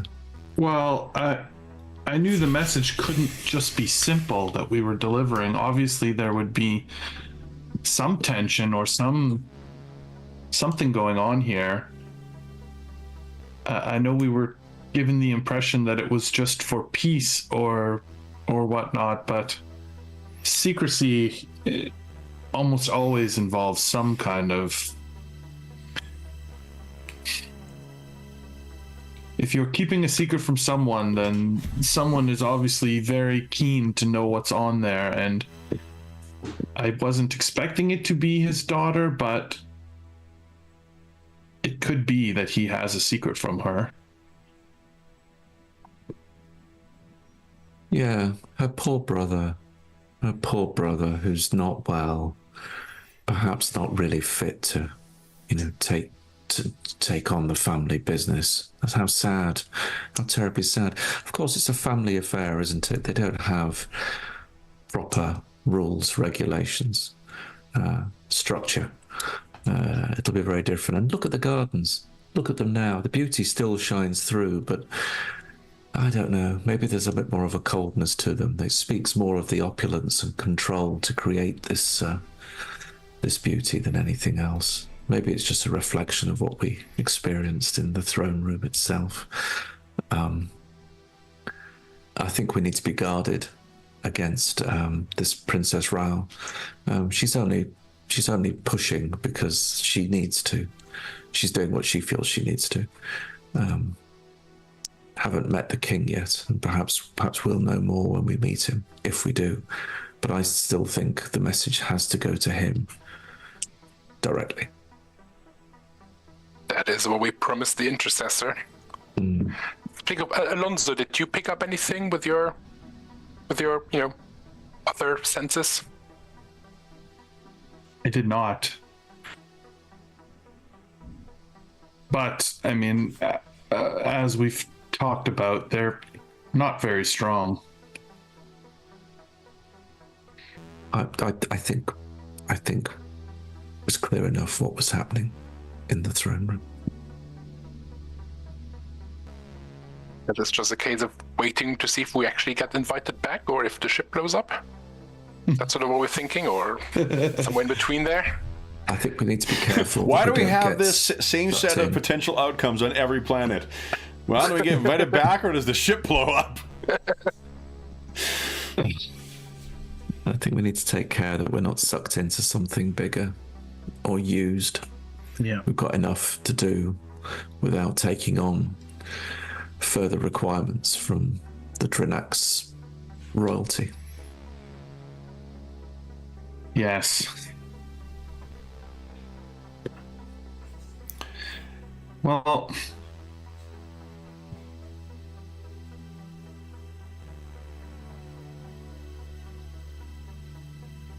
I wish I dressed as an accountant now.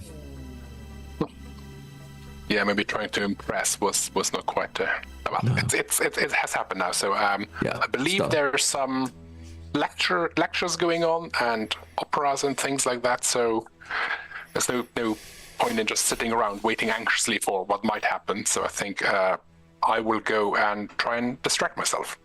Okay. You, of course, are very welcome to join me for this. I would love to go for a drink. That sounds good.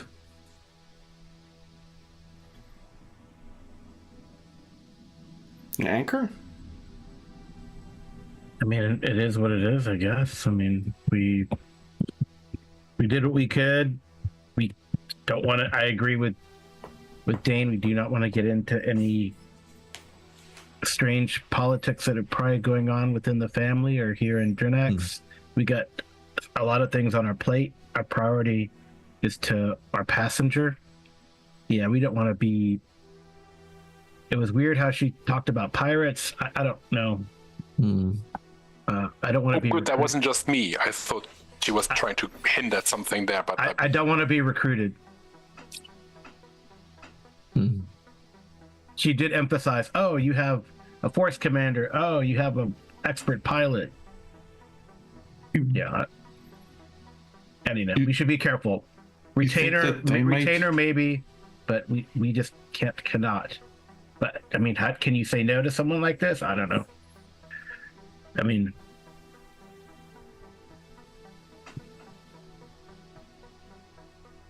it's that's my impression at least. So where's Anchor going then? Alonzo and Dane are going for a drink. Dr. Ilias is... Drink sounds good. Okay, so actually. the three of you all head out for a drink, and Dr. Ilias, it seems as if you will be indulging yourself, but it will give you an opportunity to meet some other members of the Drinaxi court. It is, I will tell you, 2 days before you hear back.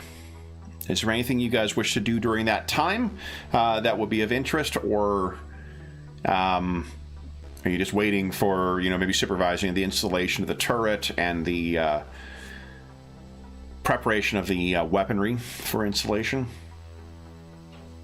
I think Dr. Ilias, because his interest is piqued, he will sit down with Ultima 1 and just look at footage of Prince Herrick and sort of double check with Ultima 1 that he's not just seeing things, but because to him it looks like there's something not quite. Yeah, that's really, so he's going to double check with Ultima 1, just see if he's, like getting a second opinion from a colleague to see, am I seeing things, or do you think there's something? No, and so Ultima 1 gives you 2 bits of insight to this. One is that, no, you're not wrong about this.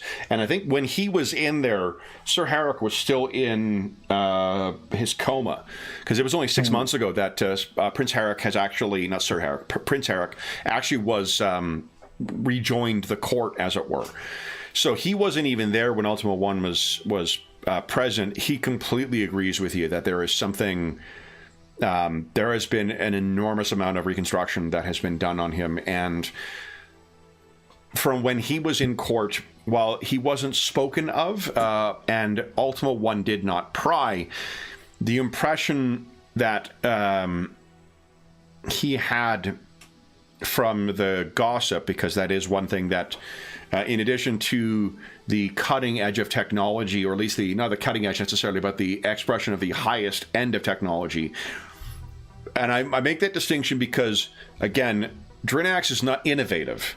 Drinax is just a perpetuation of a high level of technology that was there before. Tech World is the cutting edge of innovation. When he was here, the impression he got that anybody else, almost anywhere else, if they had suffered similar injuries, there is absolutely no question that they would be dead. It is a testament to the combination of the availability of resources, the level of technology, and the force of will of the king to see his heir survive.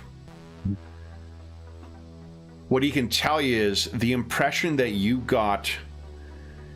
King Oleb, he has led you to believe, is a very big personality.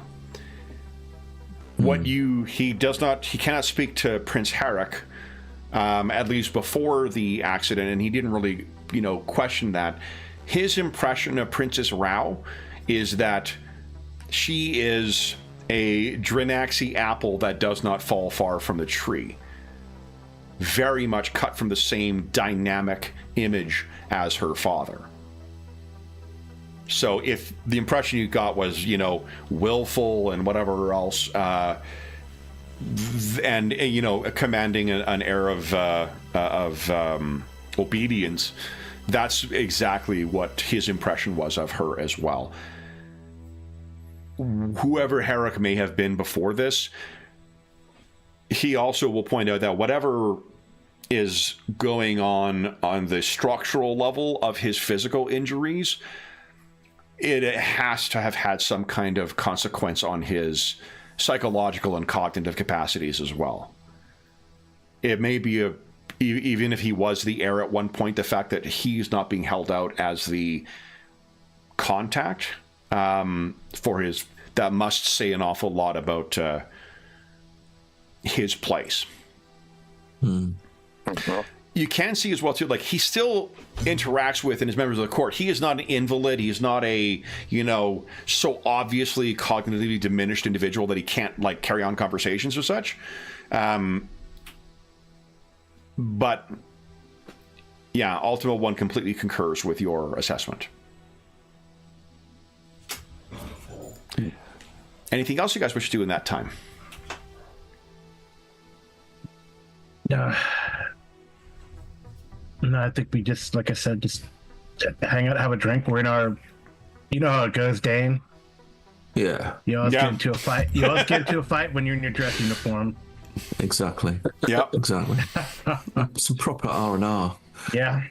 Yeah. When the space, long-term space travelers like yourselves too, the hurry up and wait is the fucking name of the game, right? Yeah. You don't survive on weeks and weeks of travel in small spaces without figuring out how to, kill your time. Unwind. Yeah. Yeah. What were you going to say, Graham? Sorry, I interrupted you. I was going to say, I think Dane will also, in addition to just going for a drink, seeing the sights, marveling at the tech, will probably sort of go back to the Zen process of his training, just as a way of submerging a lot of feelings. I think also he felt really uncomfortable in his uniform. It actually didn't do him a lot of good. It brought back a few things. It was his dress uniform rather than his combat uniform, but nevertheless, it brought back quite a few things that he had submerged. So he was quick to get changed when he could. I imagine that there are, just in the same way that there are high-tech versions of physical, medicine and whatnot too, there must be something similar to, on the psychological side, to keep you in that form as an Imperial Marine. And when you've retired, you don't have that structure anymore. You've been making use of medications from Dr. Ilias, who has been monitoring it secretly, actually, as well too. Would Dr. Ilias see anything in his dosages or strategies or whatnot that might tweak to Dr. Ilias that something is going on? Could be. Okay. Could be. Certainly, if you're picking up, I don't know what you're doing exactly. Probably I'm better not knowing, but certainly stress levels are high. The doctor will use a massive serotonin dose when the weapons get bored. I'm so happy. What about Alonzo and Anchor? Anything else you guys wish to do in those 2 days before word comes back? No, just kind of get into his routine, study his engineering, go work on stuff with Ghani. Yep. Train Lucy. Got it. Nice. work on piloting simulations as well, review fast attack craft insertions that he did, type of thing, small craft operations. Oh, that small craft book is so good. I really like it. I gotta get that too, man. Don't make me sorry spend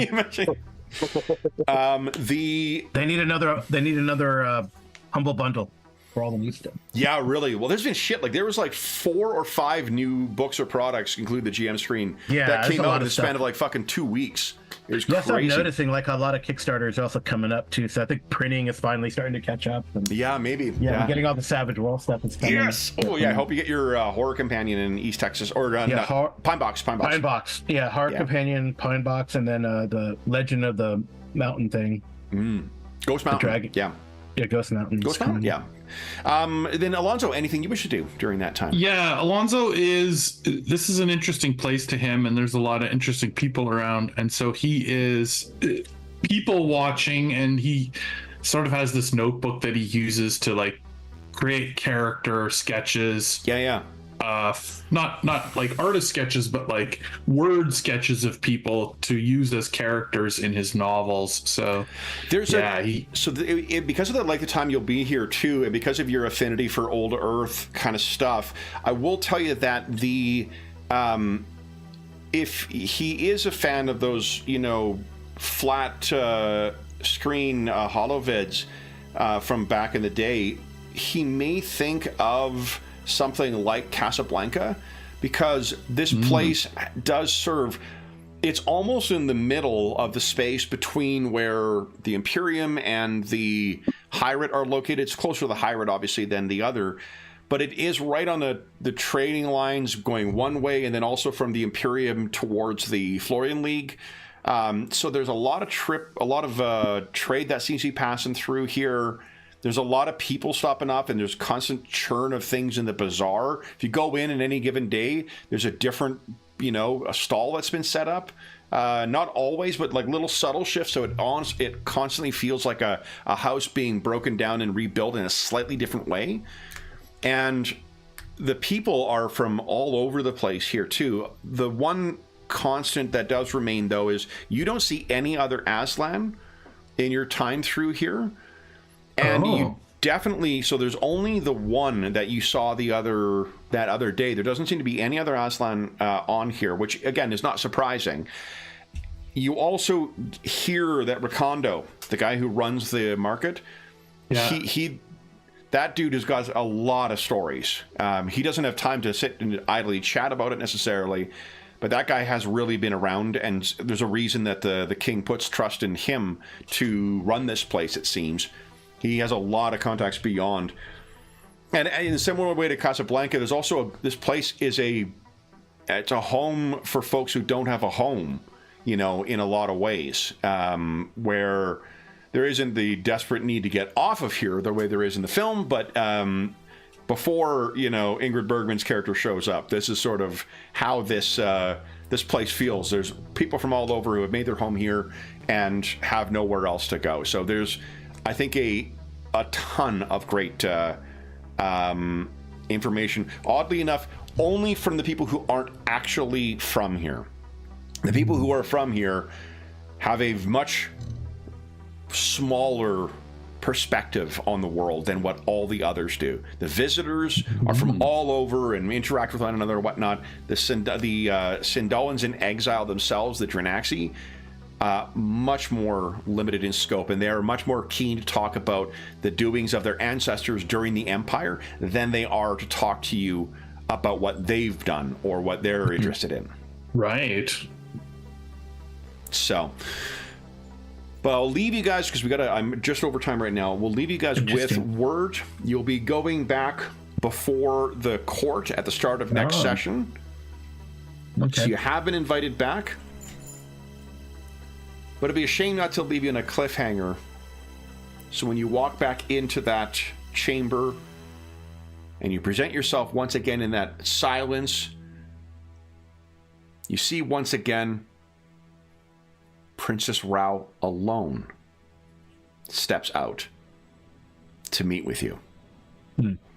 So we'll see what is happening with that in 2 weeks' time, but unless Graham insists on us playing Elder Scrolls, but I'm fairly confident we're...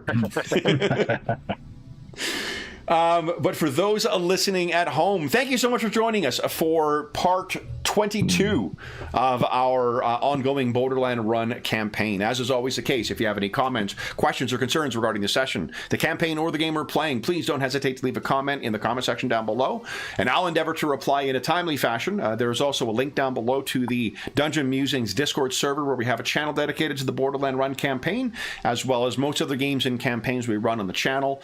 There are also a ton of other great channels like Finding a Group or GM Discussion or just a general chat. There's a great community that's built up over the years over there, and you are more than welcome to join us at your discretion. There's also a link down below to our friends at Noble Knight Games. Noble Knight Games is the preeminent unionized retailer of hard-to-find and out-of-print RPGs in North America. Not only do they have an amazing selection of new role-playing games, board games, and card games, they have an unmatched selection of hard-to-find and out-of-print RPGs, including Conan's Mongoose Publishing's Conan role-playing game. There is in their extensive collection, if they don't have something in stock, you can often put it on a want list, and they'll send you an email when it comes in. And if you make a purchase of $10 or more through their website, be sure to enter the code MuserWinter. All caps, all one word. It's in the description of the video, and you'll save yourself 10% on your purchase. You can, if you're listening to this after April 15th, 2024, come back to one of our more recent videos, and we'll have the updated discount code listed in the description below. There is also a link down below to something called Heroes Save Villages. That is the charity fundraising campaign we run on the channel. It benefits the SOS Children's Villages, the international charity, a really incredible organization, active in over 130 countries, benefiting over 80,000 orphaned and abandoned children, including a bunch of ongoing relief efforts in a bunch of crisis areas. You can learn all about them by following the link down below, and if any donations that go through that link go directly to them, none of it goes to the channel or any other middleman. It just goes to benefit the kids who benefit from the services. And as a way of saying thank you, from first half of this year, we are running sessions that have been selected by donors from last year, and then starting at the midway point, or a little after the midway point, because we got one session that'll be in July, then we will be running sessions for the rest of the year that will be voted on by donors from this year. And it'll be very similar to what we did for our Year of Ill Omens, where we will pick a couple of games, and then the people who have donated this year will be voting on it, and we'll be voting on what setting and what characters and whatnot, just like we did last year. So that is a way we'll be saying thank you to the generous donors. But again, all money that is donated goes directly to them. None of it goes to us or any other middleman.